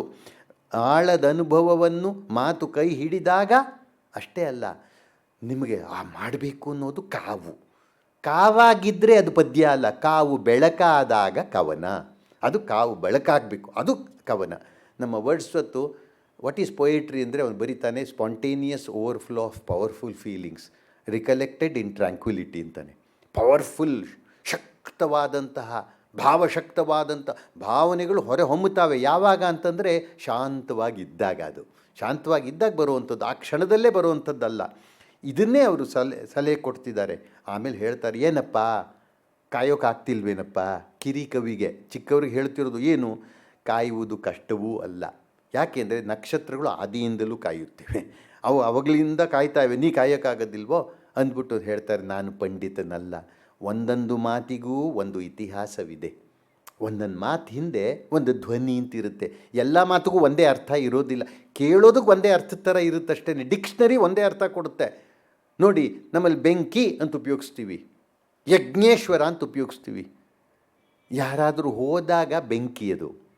ಅದೇ ಶುಭದ ಕೆಲಸದಲ್ಲಿ ಮದುವೆ ಇನ್ನೊಂದು ಯಜ್ಞ ಆದಾಗ ಯಜ್ಞೇಶ್ವರ. ಒಂದಕ್ಕೆ ಇನ್ನೊಂದನ್ನು ಉಪಯೋಗಿಸ್ಬಾರ್ದು. ಯಜ್ಞೇಶ್ವರ ಬೇರೆ, ಇದು ಬೇರೆ. ಅದು ಧ್ವನಿ, ಅದಕ್ಕೆ ಮಾತಿಂದ ಬೇರೆ. ಅದಕ್ಕೆ ಇವರು ಹೇಳ್ತಾರೆ, ಮಾತು ಒಂದೊಂದು ಮಾತಿಗೆ ಒಂದೊಂದು ಇತಿಹಾಸವಿದೆ, ಅದರ ಹಿನ್ನೆಲೆ ಎಲ್ಲ ಇರುತ್ತೆ, ಅದನ್ನೆಲ್ಲ ತಿಳ್ಕೊಬೇಕು. ನಾನು ಬೇರಿದಂಥ ತನಕ ಹೋಗಲಿಲ್ಲ, ನಾನು ಅದರ ಆಳವನ್ನು ಅರ್ಥ ಮಾಡಿಕೊಳ್ಳಿಲ್ಲ, ಯಾಕೆಂದರೆ ಶಾಸ್ತ್ರ ಪಾಂಡಿತ್ಯ ಇಲ್ಲ ಅಂತ ಅಂದ್ಬಿಟ್ಟು ಹೇಳ್ತಾರೆ. ಅದಕ್ಕೇ ಕಿರಿ ಕವಿಗಳಿಗೆ, ಕವಿ ಆಗ್ತೀನಿ ಅನ್ನೋರಿಗೆ ಹೇಳ್ತಾರೆ, ಅವಸರ ಪಡಬೇಡಿ. ಏನು, ಅನುಭವವೇ ನೆನಪಾಗಿ ಹೆಪ್ಪುಗಟ್ಟುವ ತನಕ ನೀನು ಕವಿತೆಗೆ ಕೈ ಹಾಕಬೇಡ. ಆ ಅನುಭವ ಆಗಬೇಕು, ಅದು ಒಳಗಡೆ ಪಾಕ ಆಗಬೇಕು, ಗಟ್ಟಿ ಆಗಬೇಕು. ನೀವು ಮೊಸರಿನ ಹಾಲಿಗೆ ಸ್ವಲ್ಪ ಮೊಸರು ಎರಡು ಚಮಚ ಹಾಕಿಬಿಟ್ಟು ಹಾಕಿರ್ತೀರಿ, ಕಾಯಬೇಕು. ಅರ್ಧ ಗಂಟೆಗೆ ಒಂದು ಸಲ ಮುಚ್ಚಳ ತೆಗೆಯೋದು, ಮೊಸರಾಯ್ತಾ ಅಂತ ನೋಡ್ತಾ ಇದ್ದರೆ ಅದಾಗೋದೇ ಇಲ್ಲ. ಅದು ಹೆಪ್ಪುಗಟ್ಟಬೇಕು, ಅದು ಹೆಪ್ಪುಗಟ್ಟೋಕೆ ಅವಕಾಶ ಕೊಡಬೇಕು. ಅದಕ್ಕೆ ಎಷ್ಟೋ ಸಲ ನಿಮಗಿನ್ನು ಮಾಡೋಕ್ಕೆ ಆಗೋದಿಲ್ಲ ಅಂತ ಅನಿಸುತ್ತೆ. ಅಡಿಗರು ಅನಂತಮೂರ್ತಿ ಬರೀತಾರೆ, ಎಷ್ಟೋ ಸಲ ಅಡಿಗರು ಹೇಳಿದ್ರಂತೆ, ಅನಂತಮೂರ್ತಿ ನನಗಿನ್ನೂ ಕವನ ಬರೆಯೋಕ್ಕಾಗತ್ತೆ ಅನಿಸೋಲ್ಲ, ನನ್ನ ಕೈಲಾಗೋಲ್ಲ, ಇನ್ನು ಮುಗೀತು, ನನ್ನ ಸೃಷ್ಟಿಶಕ್ತಿ ಸೃಜನಶೀಲತೆ ಹೋಯ್ತು ಅಂತ. ಹಂಗೆ ಹೇಳಿದಾಗಲೆಲ್ಲ 15 ದಿವಸನೇ 1 ತಿಂಗಳಲ್ಲಿ ಅದ್ಭುತವಾದ ಪದ್ಯನ ಬರೆದಿದ್ದಾರೆ ಅವರು. ಹಾಗೆ ಅನಿಸುತ್ತೆ, ಅದು ಅಷ್ಟೇ. ಒಣಗೇ ಹೋಯಿತು, ಒಳಗಿನ ಸೆಲೆ ಬತ್ತೇ ಹೋಯಿತು ಅಂತ ಅನಿಸ್ಬಿಡುತ್ತೆ. ಹಂಗಾಗಿರೋದಿಲ್ಲ. ಅದಕ್ಕೇ ಡೋಂಟ್ ಬಿ ಇನ್ ಎ ಹರಿ, ಅವಸರಪಟ್ಟು ಕವಿತೆಗೆ ಕೈ ಹಾಕಬೇಡ. ಹಾಗಾದರೆ ಕಾಯೋದು ಹೇಗೆ ಅಂತ ಅದ್ಭುತವಾದ ಚಿತ್ರ ಕೊಡ್ತಾರೆ. ನಮ್ಮ ನರಸಿಂಹಸ್ವಾಮಿಯವರ ಕವನಗಳು ಅಂದರೆ ಕಣ್ಣಿಗೆ ಕಟ್ಟುವಂಥ ಚಿತ್ರಗಳು. ಆ ಚಿತ್ರಗಳನ್ನು ನೀವು ಕಲ್ಪಿಸ್ಕೊಂಡು ಹೋಗಬೇಕು. ನೋಡಿ ಎಂಥ ಚಿತ್ರ ಕೊಡ್ತಾರೆ. ತುದಿಗೊಂಬೆಯಲ್ಲಿತ್ತು, ತುದಿಯ ಕೊಂಬೆ ತುದಿಲಿ, ತುದಿಗೊಂಬೆಯಲ್ಲಿತ್ತು ಕಳಿತ ಮಾವಿನ ಹಣ್ಣು. ಮಾವಿನ ಹಣ್ಣು ಅಂದ್ರೇ ಹಣ್ಣಾಗಿರೋದು, ಕಳಿತದ್ದು ಇನ್ನೂ ಹಣ್ಣಾಗಿರೋದು. ಹಣ್ಣಾಗಿದೆ, ಅಲಗಾಡಿಸಿದ್ರೆ ಬಿದ್ದುಬಿಡುತ್ತೆ, ರೆಡಿ ಟು ಫಾಲ್. ಅದು ಅನುಭವ. ಇವರೇನು ಮಾಡಬೇಕು, ಗಾಳಿ ಬೀಸುವುದೆನ್ನ ಕಾಯುತ್ತಿತ್ತು. ಗಾಳಿ ಬೀಸುವುದು ಕಾಯುತ್ತಿತ್ತು, 2 ಥರನೂ ಇದೆ. ಗಾಳಿ ಬೀಸುವುದು ಎನ್ನ ಕಾಯುತ್ತಿತ್ತು, ನನಗೆ ಕಾಯ್ತಾ ಇತ್ತು ಅಂತ. ಅಥವಾ ಗಾಳಿ ಬೀಸುವುದನ್ನೇ ಕಾಯುತ್ತಿತ್ತು ಅಂದ್ರೂ ಆಗುತ್ತೆ. ಹಣ್ಣು ಬೀಳೋದಕ್ಕೆ, ಹಣ್ಣು ಬೀಳಲಿ ಇವರು, ಅಯ್ಯೋ ರೆಡಿ ಇದೆ ಅನುಭವ, ಕವನ ಆಗಬೇಕು ಅಷ್ಟೇ. ಹೆಂಗೆ ಮಾಡೋದು? ಅದಕ್ಕೆ ಇವರು ಕವಿ ಏನು ಮಾಡಿದ್ದಾರೆ ನೋಡಿ, ಹಣ್ಣು ಬಿಳಿಸಲ್ಲ ಅವರು. ಇದು ಎಳೆ ದಿನ ಕಿತ್ತಾಕಿ ಅಡೆ ಹಾಕ್ದಂಗಲ್ಲ, ಇದು ತಾನಾಗೆ ಸಹಜವಾಗಿ ಹಣ್ಣಾಗಬೇಕು. ಹಣ್ಣು ಬೀಳಲಿ ಎಂದು ಕರವಸ್ತ್ರ ಹಿಡಿದು ನಾನು ಕಾದಿದ್ದೇನೆ. ಅದು ಕಾಯ್ತಾ ಇದ್ದಾರೆ, ಏಕೆಂದರೆ ತಾನಾಗೆ ಬರಬೇಕು. ಆದರೆ ತಮಾಷೆ ಏನು ಗೊತ್ತಾ, ಅದಕ್ಕೆ ಆ ಹಣ್ಣು ಅಂದರೆ ಆ ಅನುಭವ ಕವನವಾಗಿ ದೇವರೇ ಯಾವಾಗ ಬೀಳುತ್ತೋ ಅಂದರೆ ನಾನೆಲ್ಲ ಮಾಡೋದದು, ಆಗಿಸೋದದು. ಕೆಲವು ಸಲ ನಮ್ಮ ಕಾದಂಬರಿಕಾರರೆಲ್ಲ ಬರೀತಾರೆ, ಈ ಕಾದಂಬರಿ ತನ್ನನ್ನು 15 ದಿವಸ ನನ್ನಿಂದ ಬರೆಯಿಸಿಕೊಂಡಿದೆ ಅಂತ ಬರೀತಾ ಇರೋದು. ತಮಾಷೆಯಾಗಿ ಕಾಣಿಸುತ್ತೆ, ಬಟ್ ಕೆಲವು ಸಲ ಅದು ನಿಜವೂ ಹೌದು. ಇವರು ಕಾದಿದ್ದಾರೆ, ಅದು ಯಾವಾಗ ಕೃಪೆ ಮಾಡುತ್ತೋ ಯಾರಿಗೆ ಗೊತ್ತು. ಅದಕ್ಕೆ ಬರೀತಾರೆ, ನಾನು ಕಾದಿದ್ದೇನೆ ನಮ್ರತೆಯೋಳು, ವಿನಯದಿಂದ ಕಾದಿದ್ದಾರೆ, ಯಾವಾಗ ಆ ಅನುಭವ ನನ್ನ ಕವನವಾಗಿ ಹೊರಗೆ ಬೀಳುತ್ತೋ ಅಂತ. ಯಾಕೆ ಅಂತಂದರೆ ಅವ್ರ ಪ್ರಕಾರ ಆ ಕರವಸ್ತ್ರವೇ ಕವನ, ಅದು ಬರಬೇಕದು. ಅದಕ್ಕೆ ಹೇಳ್ತಾರೆ, ಇಲ್ಲದುದನ್ನು ಇಹುದೆಂದು ಹಾಡಬೇಡ, ಇಲ್ಲದೇ ಇರೋದನ್ನ ಇದೆ ಅಂತೆಲ್ಲ ಹಾಡೋಕ್ಕೆ ಹೋಗಬೇಡ. ಏನಿದೆಯೋ ಅದನ್ನೇ ಮಾಡು. ಅಷ್ಟೇ ಅಲ್ಲ, ಇದಕ್ಕೆಲ್ಲ ಶ್ರಮ ಇದೆ. ನಾನು ಶ್ರಮ ಪಡೋಲ್ಲ ಅನ್ನೋರಿಗೆ ಏನು ಮಾಡಬೇಕು? ಶ್ರಮ ಪಡೋಲ್ಲ ಅನ್ನೋರಿಗೆ ಸ್ವರ್ಗ ಕಾಣಬೇಕು ಅಂದರೆ ಸಾಯಬೇಕು, ಸ್ವರ್ಗ ಕಾಣಬೇಕು.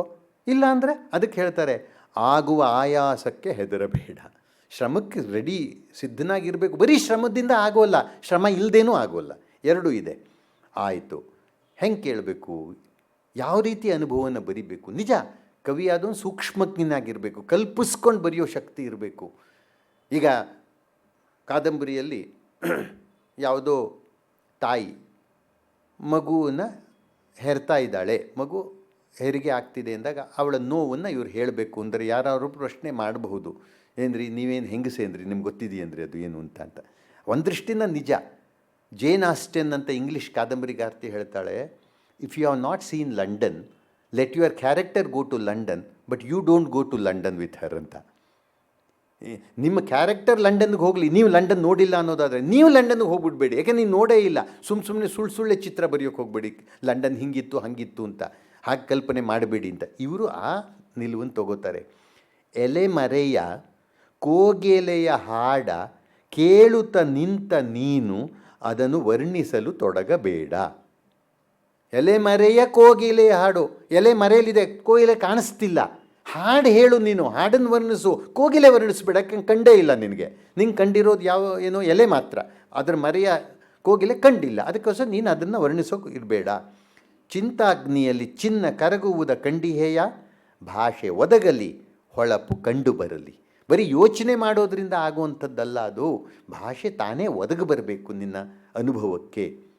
ಮತ್ತೆ ಹಡಗರು ನೆನಪಾಗ್ತಾರೆ, ಅವ್ರು ಹೇಳ್ತಾರೆ ದೇವರು ಅಂತಲ್ಲ, ಅಲ್ಲಿ ಒಂದು ಸ್ಫೂರ್ತಿ ಅಂತ ಇಟ್ಕೊಳ್ಳಿ.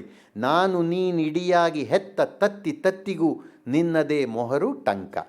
ಪ್ರತಿಯೊಂದು ಅಂದರೆ ಆ ಒಂದು ಅಜ್ಞಾತವಾದ ಒಂದು ಶಕ್ತಿ ನನಗೆ ಸಹಾಯ ಮಾಡಬೇಕು, ಆವಾಗ ಅದು ಕಾವ್ಯವಾಗುತ್ತೆ ಅಂತ. ಅದಕ್ಕೆ ಇವರು ಹೇಳ್ತಾರೆ, ನಾನು ಎಲ್ಲರ ಹಾಗೆ ಪದ್ಯ ಬರೆಯುವುದಿಲ್ಲ, ಪ್ರಾಸಕ್ಕಾಗಿ ಪದಗಳನ್ನು ಹುಡುಕುವುದಿಲ್ಲ, ನಾ ಹಾಗೆ ಮಾಡೋದಿಲ್ಲ, ಅವು ಬರ್ತಾವೆ ತನಗೆ. ಇಂಧನಕ್ಕಾಗಿ ಚಂದನ ಬಳಸುವುದಿಲ್ಲ ಸಹ್ಯಾದ್ರಿಯವರಂತೆ.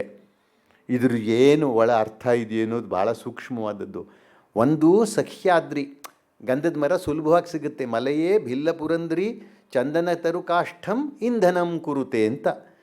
ಮಲೆಯ ಅಂತ ನಮ್ಮಲ್ಲಿ ಮಲ್ಲಿಯ ಪರ್ವತದಲ್ಲಿ ಗಂಧ ಬೆಳೆಯುತ್ತೆ, ಬರೀ ಶ್ರೀಗಂಧ ಬೆಳೆಯುತ್ತೆ ಅಂತ. ಅಲ್ಲಿರೋರು ಶ್ರೀಗಂಧ ಸುಲಭ, ಅವ್ರ ಅಡುಗೆಯನ್ನಿಗೂ ಗ್ಯಾಸ್ ಇಲ್ಲ, ಅಡುಗೆಗೂ ಶ್ರೀಗಂಧವನ್ನೇ ಹಾಕೋತಾರೆ ಎಲ್ಲದಕ್ಕೂ, ಯಾಕೆಂದರೆ ಏನು ಅಲ್ಲಿ ಅದೇ ಸಿಗೋದು ಅಂತ.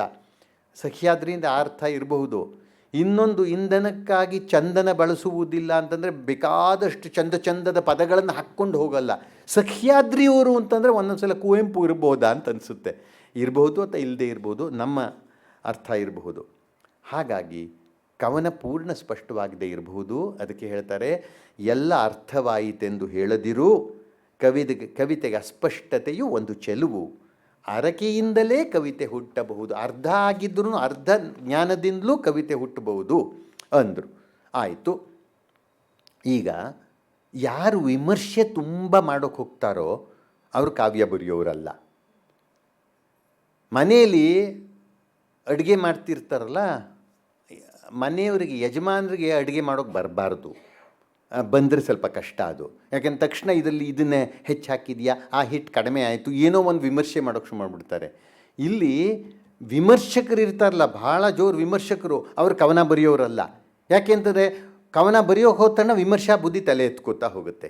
ಏನು ಮೂರ್ತಿರಾಯನ ಮಾತು ಹೇಳಿದ್ದಾರೆ, ನಮ್ಮ ಕಾಲದಲ್ಲಿ ಕವನವನ್ನು ಯಾರು ಬರೆದ್ರು, ಕಾವ್ಯ ಬರೆದವರು ವಿಮರ್ಶೆ ಬರೀಲಿಲ್ಲ, ವಿಮರ್ಶೆ ಬರೆದವರು ಕಾವ್ಯ ಬರೀಲಿಲ್ಲ. ಕುವೆಂಪು ಒಬ್ರಿಗೆ ಮಾತ್ರ ಆ ಎರಡನ್ನೂ ಜೀರ್ಣಿಸ್ಕೊಳ್ಳುವಂಥ ಪ್ರತಿಭೆ ಇತ್ತು ಅಂತ ಹೇಳ್ತಾರೆ. ಅದಕ್ಕೆ ಇವರು ಶಾಸ್ತ್ರವನ್ನೆಲ್ಲ ಅತಿಯಾಗಿ ಮಾಡೋಕ್ಕೆ ಹೋಗಬೇಡ ಅಂತಾರೆ. ಕವನ ಅನ್ನೋದು ಶಾಸ್ತ್ರವಲ್ಲ, ಅದು ಭಾವಾವೇಶ. ಅದು ಹಾಗಿರೋದ್ರಿಂದ ಹೇಳ್ತಾರೆ, ಶಾಸ್ತ್ರಗಾರರ ಬೀದಿಯಲ್ಲಿ ಓಡಾಡದಿರು, ವಿಪರೀತ ಶಾಸ್ತ್ರಗಳನ್ನು ಮಾಡೋಕ್ಕೆ ಹೋಗಬೇಡ. ಶಾಸ್ತ್ರವನ್ನು ಮೀರುವುದು ಕವಿಯ ಕಲೆ. ಕವಿತೆಯ ಕಲೆ ಅನ್ನೋದು ಏನಿದೆ, ಕವಿತೆಯ ಕಲೆ ಅನ್ನೋದು ಶಾಸ್ತ್ರವನ್ನು ಮೀರಿರುವಂಥದ್ದು. ಕವಿ ಹೃದಯ ಕಂಡುಕೊಳ್ಳುವುದು ಕವಿತೆಯ ಚೆಲುವ. ಹೃದಯದ ವ್ಯಾಪಾರ ಅದು, ಬುದ್ಧಿ ವ್ಯಾಪಾರ ಅಲ್ಲ. ಅದು ಕ್ಯಾಲ್ಕುಲೇಷನ್ನಿಂದ ಬರೋದಿಲ್ಲ, ಮ್ಯಾಥಮೆಟಿಕಲ್ ಕ್ಯಾಲ್ಕುಲೇಷನ್ ಅಲ್ಲ ಕವನ ಅನ್ನೋದು, ಹೃದಯದಿಂದ ಬರುವಂಥದ್ದು. ನಿನ್ನ ತಲೆಯಲ್ಲಿಲ್ಲ ಕವನದ ಸೆಲೆ. ಕವನ ಹುಟ್ಟೋದು ಬುದ್ಧಿಯಲ್ಲ. ಕುವೆಂಪುನೂ ಹೇಳಿಬಿಡ್ತಾರೆ, ಬುದ್ಧಿ ಭಾವಗಳ ವಿದ್ಯುತ್ ಆಲಿಂಗನ ಕವನ ಅಂತ. ಇದು ಬುದ್ಧಿಯಲ್ಲಿಲ್ಲ, ಇದು ಹೃದಯದಲ್ಲಿದೆ. ಹೃದಯ ಭಾವ ಉಕ್ಕಬೇಕು ಅಂತ ಹೇಳ್ತಾರೆ. ಆಯಿತು.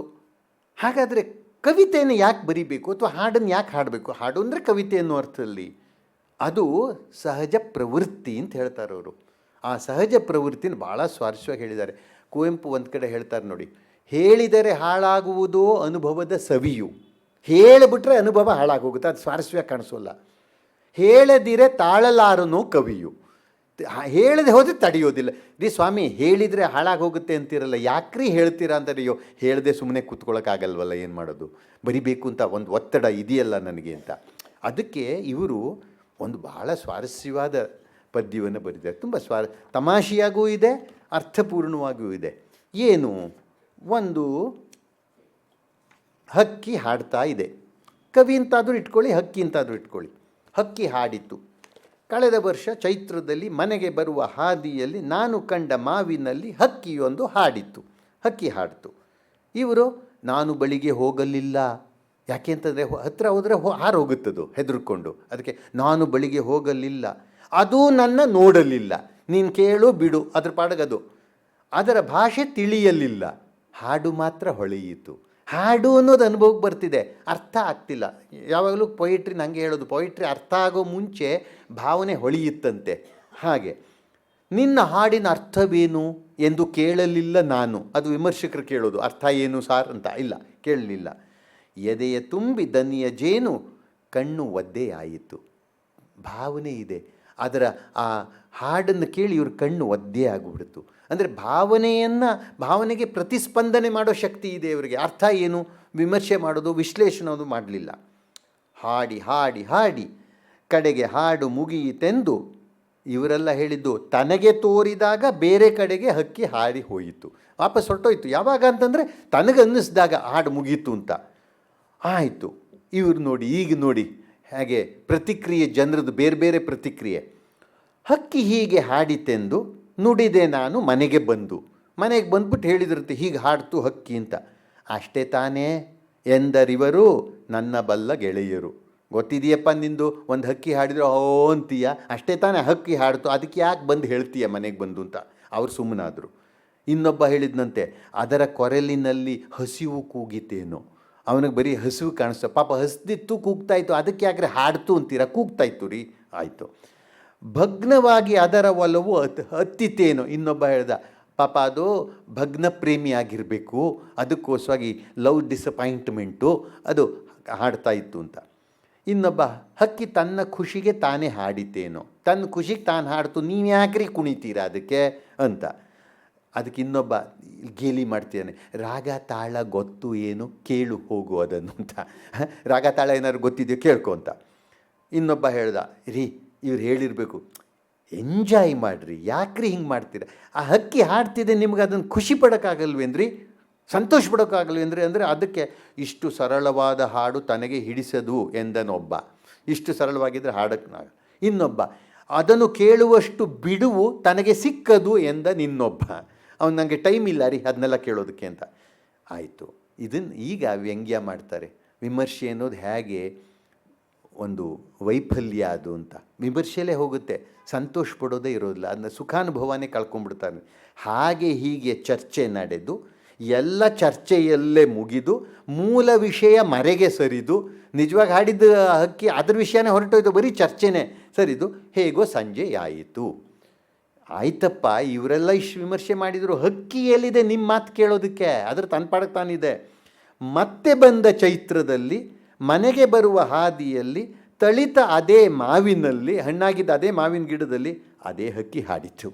ಅಂದರೆ ಆ ಹಕ್ಕಿ ಕಾಯಲಿಲ್ಲ, ನೀವು ಕೇಳ್ತಿದ್ದೀರಾ ಅಂತ ತನ್ನ ಪಾಡ್ತಾನಾಯಿತು. ಇನ್ಸ್ಟಿಂಕ್ಟ್ ತಾನು ಹಾಡಬೇಕು.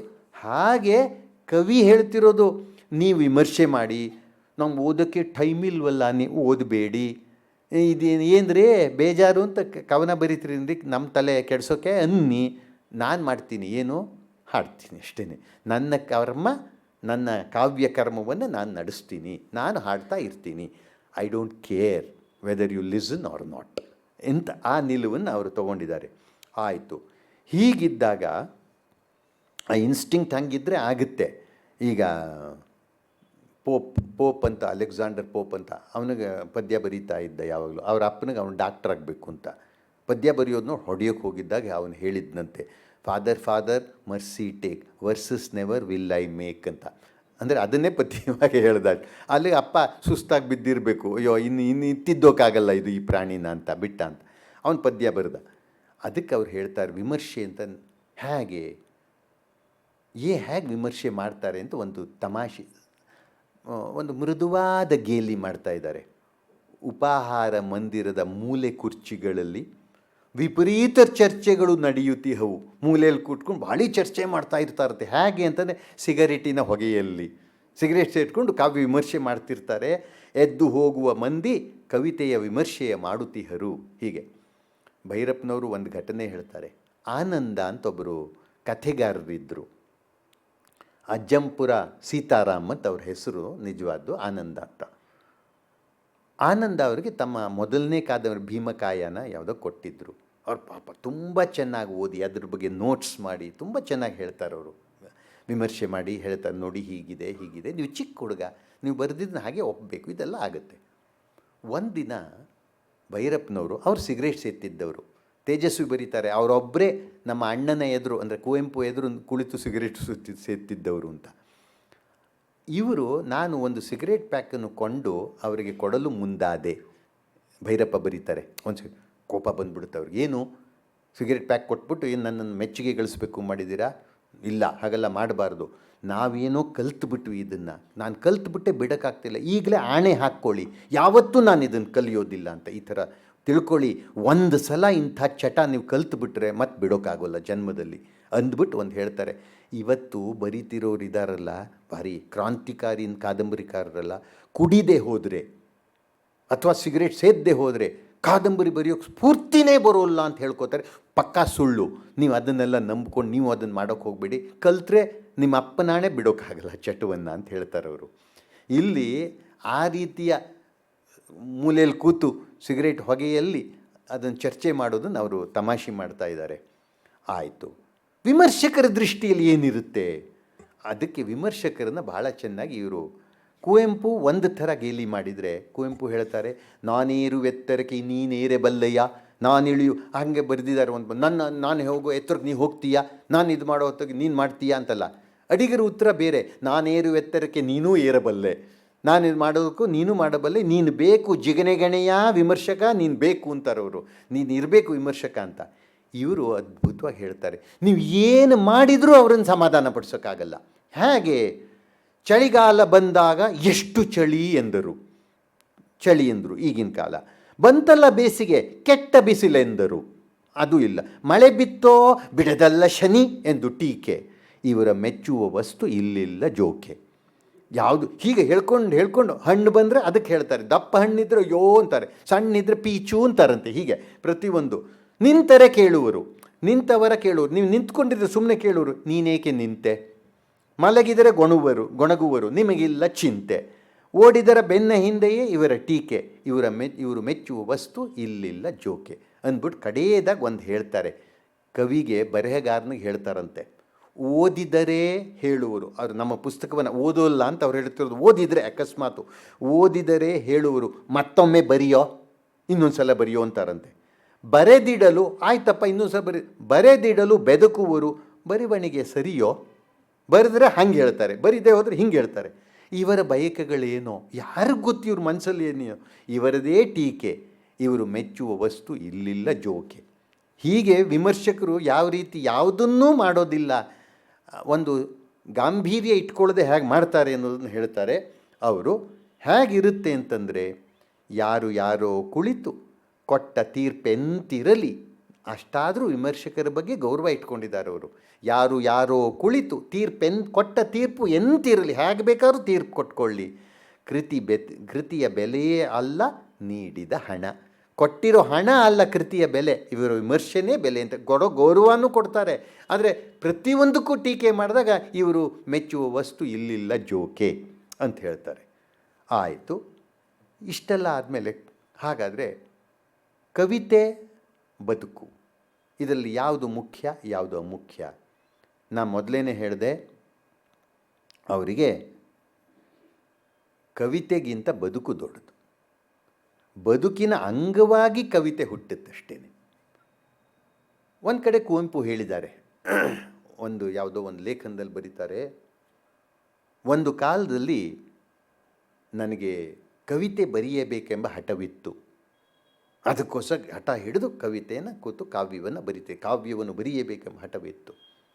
ಆದರೆ ಈಗ ನನ್ನ ಮನಸ್ಸು ಬದಲಾಗಿದೆ, ಚೆನ್ನಾಗಿ ಬದುಕಬೇಕು, ಅದರ ಅಂಗವಾಗಿ ಬೇಕಾದರೆ ಕಾವ್ಯ ಬರಲಿ ಬದುಕಿನ ಅಂಗವಾಗಿ ಕಾವ್ಯ ಬರಲಿ, ಆದರೆ ಕಾವ್ಯವನ್ನೇ ನಾನು ಬರೆಯೋದೇ ಬದುಕಲ್ಲ, ಕಾವ್ಯವೇ ಬದುಕಲ್ಲ, ಬದುಕಿನ ಅಂಗ ಕಾವ್ಯ ಅನ್ನೋ ನಿಲುವನ್ನು ಕುವೆಂಪು ವ್ಯಕ್ತಪಡಿಸ್ತಾರೆ.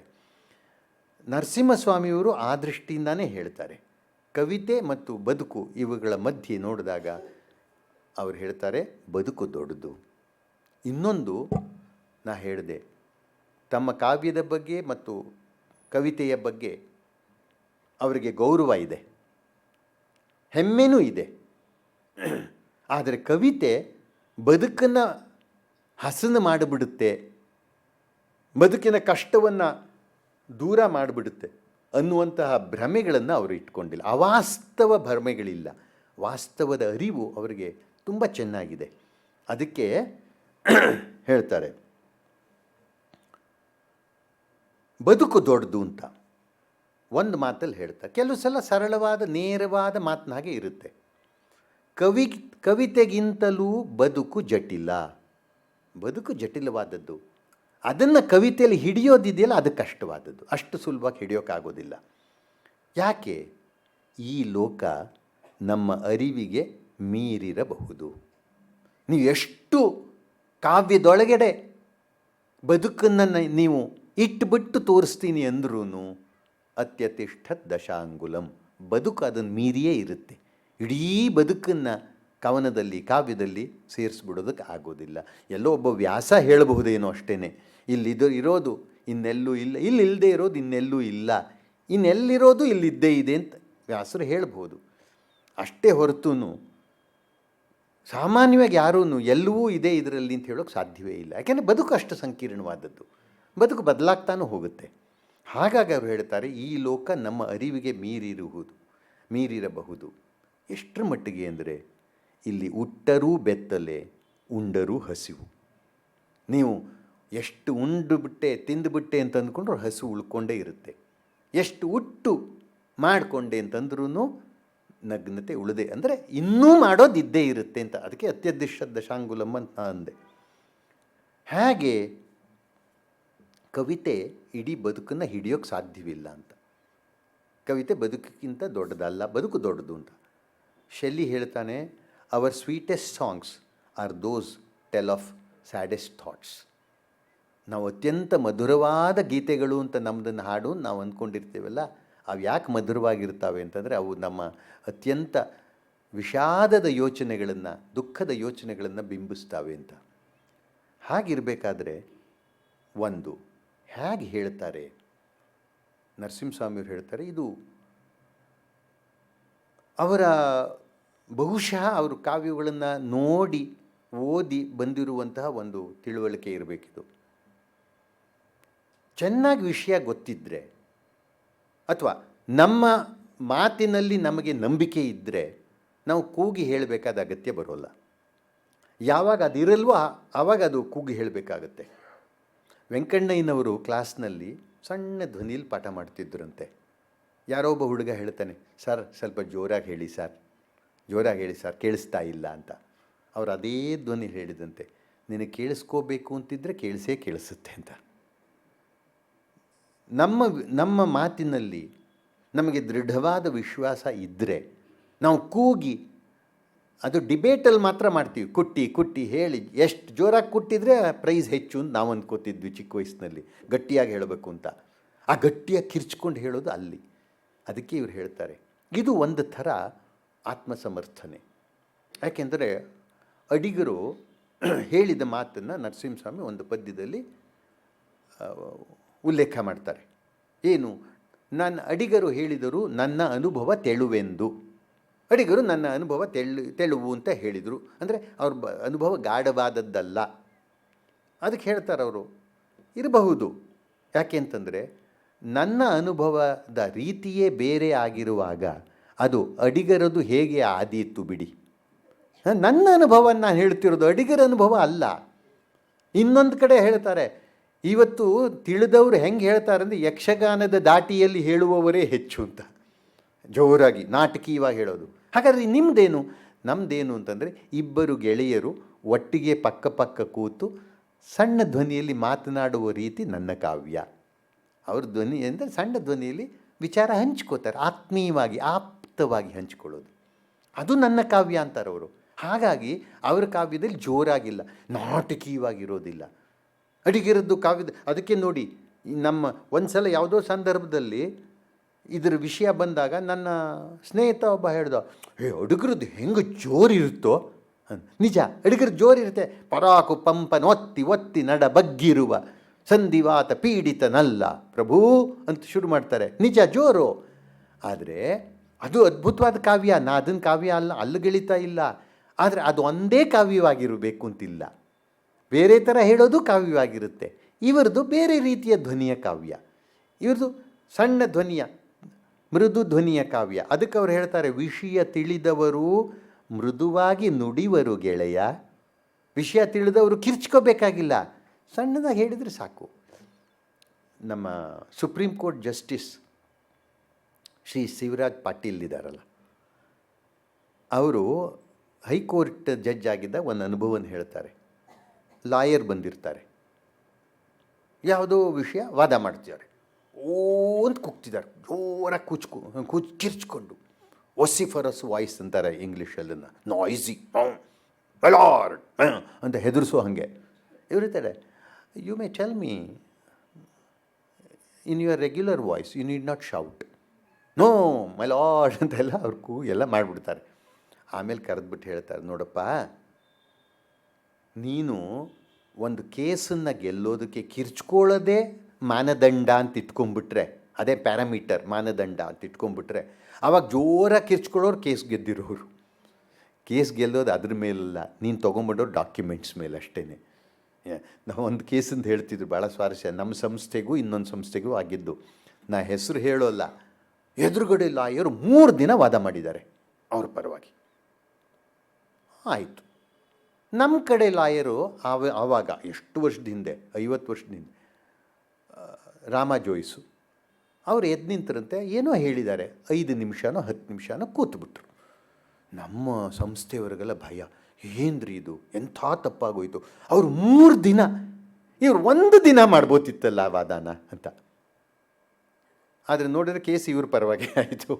ಯಾಕೆಂದರೆ ಅವ್ರು ಹೇಳಿದ್ದು ವೆರಿ ಸಿಂಪಲ್ಲು. ಇದನ್ನು CA ಸೈಟ್ ಅಂತ ಹೇಳಿದ್ದಾರೆ BDA ಅವರು, ಸಿವಿಕ್ ಅಮ್ಯುನಿಟಿ ಸೈಟ್. ಅದನ್ನು ಶಿಕ್ಷಣ ಸಂಸ್ಥೆಗೆ ಕೊಡಬಹುದು ಅಂತ ನಿಯಮ ಇದೆ, ಶಿಕ್ಷಣ ಸಂಸ್ಥೆಗೆ ಕೊಟ್ಟಿದ್ದಾರೆ, ಮುಗೀತು. ಅಷ್ಟೇ ಆಗಿದ್ದು ಕೇಸು. ಅದಕ್ಕೆ ನೀವು ಎಷ್ಟು ಜೋರಾಗಿ ಕಿರ್ಚಿದ್ರೂ ಹೇಳೋ ಸತ್ಯ ಒಂದೇ. ಯಾವಾಗಲೂ ಸತ್ಯ ಹೆಚ್ಚು ಹೇಳಬೇಕಾಗಿಲ್ಲ, ಸತ್ಯಾಯ ಮಿತಭಾಷಿಣಾಂ, ಸ್ವಲ್ಪದಲ್ಲಿ ಹೇಳಿದರೆ ಸಾಕು, ಹಿತಮಿತವಾಗಿ ಹೇಳಿದ್ರು. ಅದನ್ನು ಇವರು ಹೇಳ್ತಿದ್ದಾರೆ, ವಿಷಯ ತಿಳಿದವರು ಮೃದುವಾಗಿ ನುಡಿವರು ಗೆಳೆಯ. ಅದು ಎಷ್ಟು ಮಟ್ಟಿಗೆ ಅವ್ರ ಕಾವ್ಯದಲ್ಲಿ ಇದೆ ಅಂದರೆ, ಏನೋ ಕಂಡೇನು ಅಂತಲೋ, ಅವರು ಯಾರೋ ಬಂದರು ಅಂತಲೋ, ಈ ಥರದ್ದೆಲ್ಲ ಅದು ಒತ್ತು. ಇವರದಲ್ಲಿ ಹಂಗಿರೋಲ್ಲ, ಆ ದೀರ್ಘವೇ ಇರೋಲ್ಲ, ಯಾರೋ ಬಂದರು ಅಂತಲೇ ಇರುತ್ತೆ. ಅಂದರೆ ಇವರಿಗೆ ನರಸಿಂಹಸ್ವಾಮಿಯವ್ರಿಗೆ ಅದನ್ನು ಜೋರತ್ತಾಗಿ ಗಟ್ಟಿ ಕುಟ್ಟಿ ಹೇಳಬೇಕು ಅನ್ನೋ ಅಗತ್ಯವಿಲ್ಲ. ಯಾಕೆಂದ್ರೆ ತಾನು ಹೇಳ್ತಿರೋದು ಸತ್ಯ ಅನ್ನೋದಷ್ಟೇ ಮನವರಿಕೆ ಆಗಿರಬೇಕಾದ್ದು, ಅಷ್ಟೇ. ಅದಕ್ಕೆ ಹೇಳ್ತಾರೆ, ಮೃದುವಾಗಿ ಮಾತಾಡ್ತಾರೆ ಯಾರು, ವಿಷಯ ತಿಳಿದವರು. ವಿಷಯ ತಿಳಿದೇ ಇರೋರು, ವಿಷಯ ತಿಳಿಯದ ಮಂದಿ ಬರಿದೇ ಅಬ್ಬರಿಸುವರು. ವಿಷಯ ತಿಳಿದೇ ಇರೋರು ಕಿರ್ಚ್ತಾ ಇರ್ತಾರೆ ಅಂತ. ಹಾಗಾದರೆ ಬದುಕಿಗೂ ಕವಿತೆಗೂ ಸಂಬಂಧ ಏನು? ಅದಕ್ಕೆ ಒಂದು ಒಳ್ಳೆಯ ಪ್ರತಿಮೆ ಕೊಡ್ತಾರೆ ಅವರು. ಪ್ರತಿಮೆಯಾಗಿ ಕೊಡ್ತಾರೆ.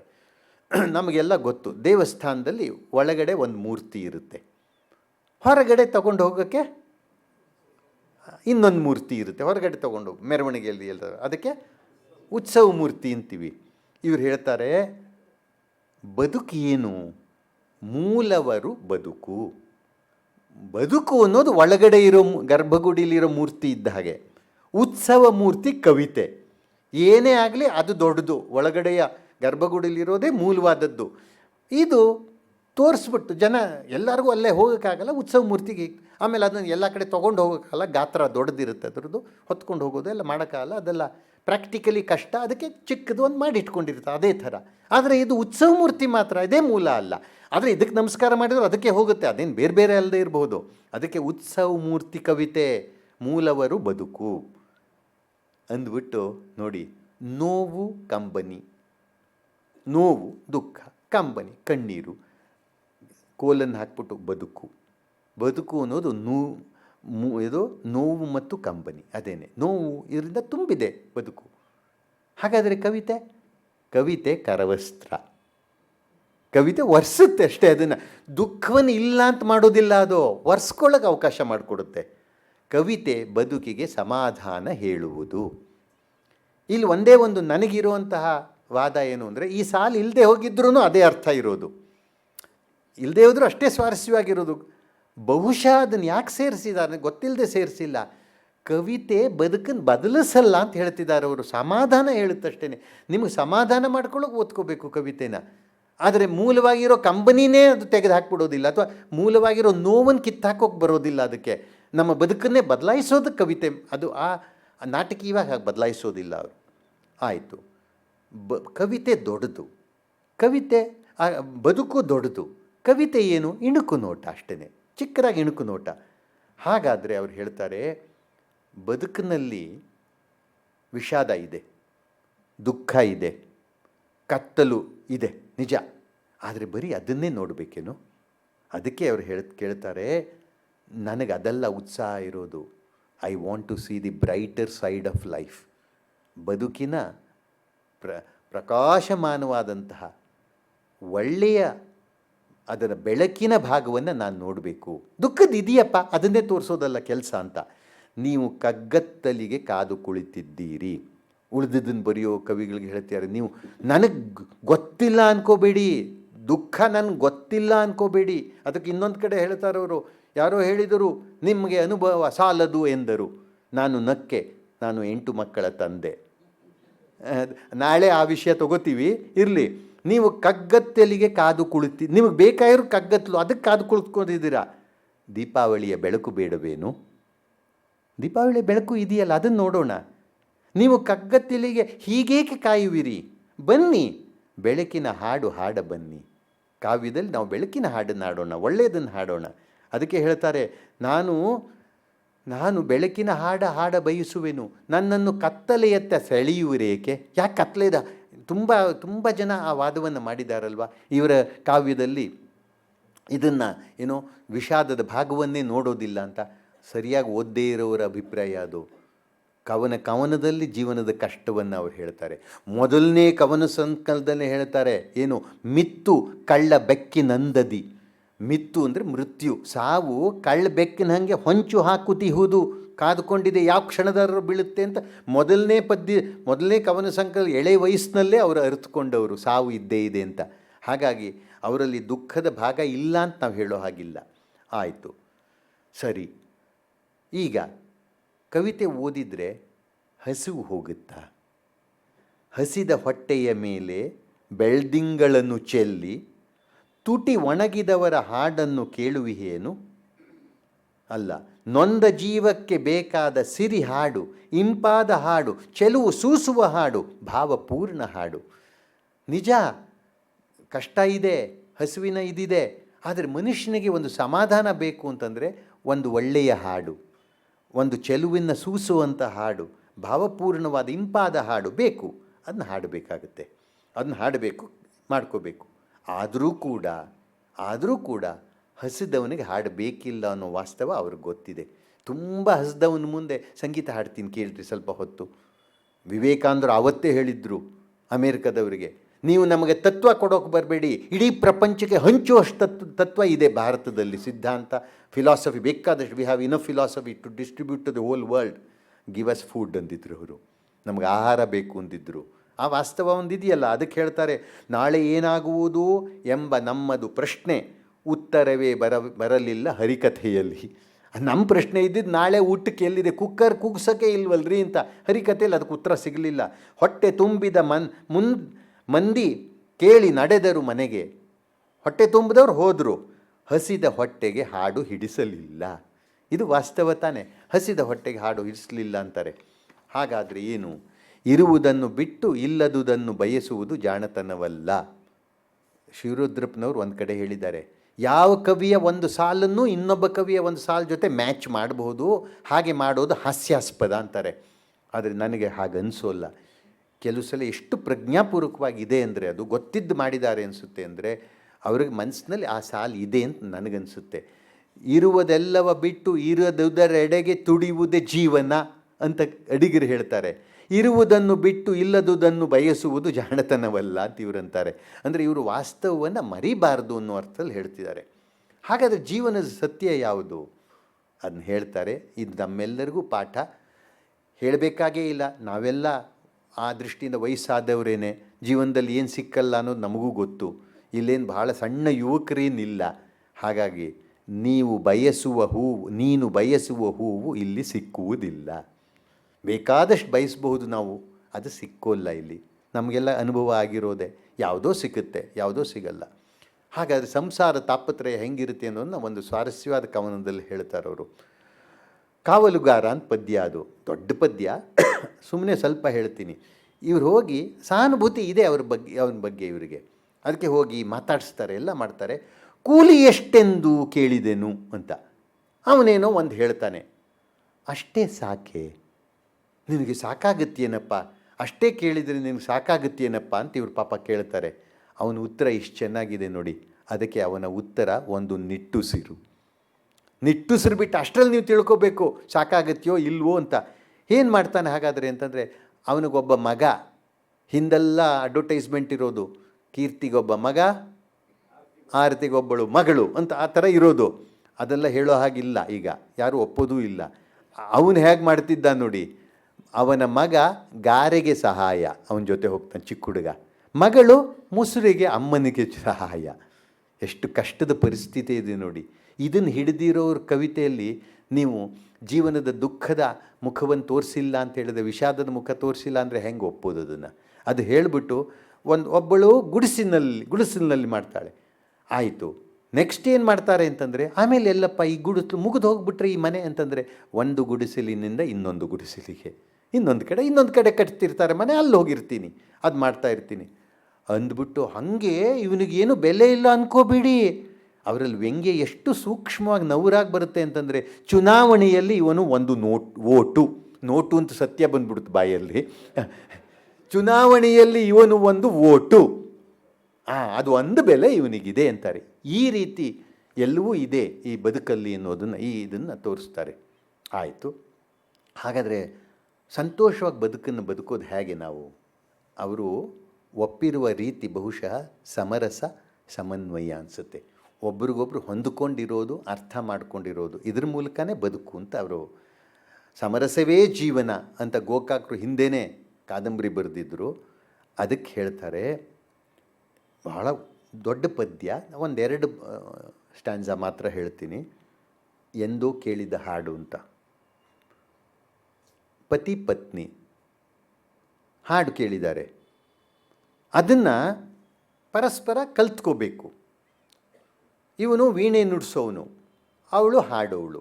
ಅವಳು ಹಾಡ್ತಾಳೆ, ಇವನು ವೀಣೆ ಕಲಿಸಿಟ್ಟಿದ್ದಾನೆ ಅದನ್ನು.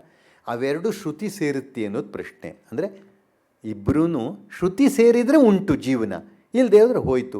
ಅದು ನಮ್ಮಲ್ಲಿ ಒಂದು ತಮಾಷೆಯಾದ ನಾಟಕ ಮಾಡೋರು ಯಾವಾಗಲೂ 36 ಅಲ್ಲ 63 ಅಂತ.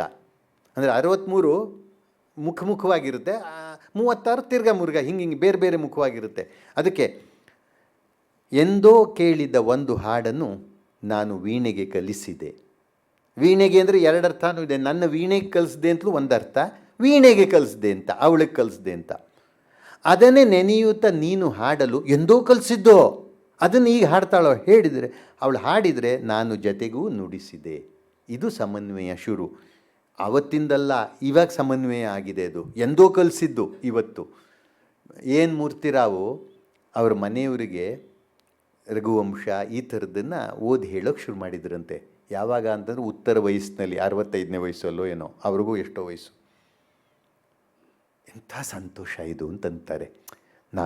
ಅವ್ರ ಮನೆಯವ್ರು ಹೇಳಿದ್ರೆ ಎಷ್ಟು ಒಳ್ಳೆ ಮಾತು ಹೇಳ್ತಾರೆ ಅವರು. ಅಲ್ಲ, ಈ ಸಂತೋಷ ಪಡೋಕೆ ಇಷ್ಟು ವರ್ಷ ಕಾಯಬೇಕಾಯ್ತಾ ಅಂದ್ರಂತವರು. ಇಷ್ಟು ವರ್ಷ ಕಾದ್ವಲ್ಲ ಈ ಸಂತೋಷಕ್ಕೆ ಅಂತ. ಏನು ಮೂರ್ತಿರಾವ್ ಟಿಪ್ಪಣಿ ನೋಡಿ ಎಷ್ಟು ಚೆನ್ನಾಗಿದೆ. ಇದು ಸಂತೋಷ ಎಂದು ತಿಳಿಯಲು ಬೇಕಲ್ಲ ವಯಸ್ಸು ಅಂತಾರೆ. ಇದೊಂದು ಸಂತೋಷ ಅಂತ ಅನ್ನಿಸ್ಬೇಕಲ್ಲ, ಅದಕ್ಕೆ ಬೇಕಲ್ಲ ಈ ಸಮನ್ವಯ. ಅದಕ್ಕೆ ಎಂದೋ ಕೇಳಿದ ಹಾಡು ಅದು ಈಗ ಅರ್ಥ ಆಗ್ತಿದೆ. ನೀನು ಹಾಡಿದೆ ನಾನು ನುಡಿಸಿದೆ, ನೀನು ಹಾಡಿದೆ ನಾನು ನುಡಿಸಿದೆ, ಹಾಡೆ ಹಾದಿಯ ತೋರಿತು. ನೋಡಿ, ಮನೆಯಲ್ಲಿ ಉಪವಾಸ ಇದೆ, ಮನೆಯಲ್ಲಿ ಕಷ್ಟ ಇದೆ, ಮನೆಯಲ್ಲಿ ದುಃಖ ಇದೆ, ವಿಷಾದ ಇದೆ, 108 ಇರಬಹುದು. ಹಾಡೇ ಹೊಟ್ಟೆ ತುಂಬಿಸಲ್ಲ ಅಂತ ಅವರು ಹೇಳ್ತಾರೆ, ಆದರೆ ಹಾಡೇ ಹಾದಿನೂ ತೋರಿಸುತ್ತೆ. ಅದರಲ್ಲೇ ನಾವು ಸಂತೋಷ ಪಡೋದನ್ನ ಕಲಿಬೇಕಾಗತ್ತೆ ಅನ್ನೋದು ಅಲ್ಲಿರುವಂತಹ ತತ್ವ. ನೀನು ಹಾಡಿದೆ ನಾನು ನುಡಿಸಿದೆ, ಹಾಡೆ ಹಾದಿಯ ತೋರಿತು. ನೀನು ಹಾಡಿದೆ ನಾನು ನುಡಿಸಿದೆ, ಹಾಡು ಕರಗಿತು ಮೆಲ್ಲನೆ. ಹಾಡು ಕರಗಿತು ಮೆಲ್ಲಗೆ ಅಂತಾರೆ. ಹಾಡು ಯಾಕೆ ಕರಗಬೇಕು ಅಂತಂದರೆ, ಒಂದು ಹೃದಯ ಕರಗಿತು ಅಂತ ಒಂದು ತಾತ್ಪರ್ಯ ಇರಬಹುದು. ಇನ್ನೊಂದು ತಾತ್ಪರ್ಯ, ನಾನು ನುಡಿಸ್ತೀನಿ, ನೀನು ಹಾಡ್ತೀಯ ಅಂದ್ರೆ ಇನ್ನೂ ದ್ವೈತವಾಗೇ ಇದೆ. ನಿನ್ನದು ಹಾಡು, ನನ್ನದು ವೀಣೆ ಅಂತ ಆಗೋಯ್ತು.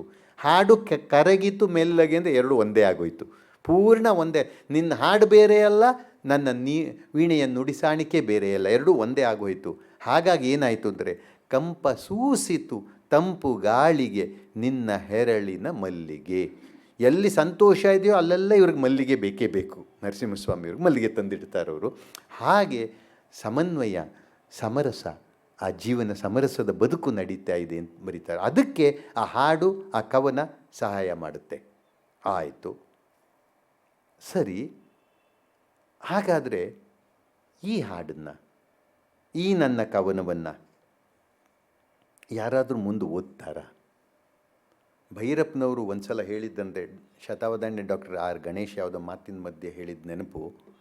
ಭೈರಪ್ಪನವ್ರು ಹೇಳಿದ್ರಂತೆ, ನೋಡಿ, ಬಹಳ ಇಷ್ಟು ನಿರ್ಲಿಪ್ತವರಾಗಿ ಹೇಳೋದು ಕಷ್ಟ.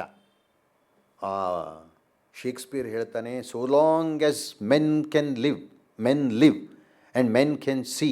So long as men live and so long men can see, so long lives this and gives life to thee ಅಂತ.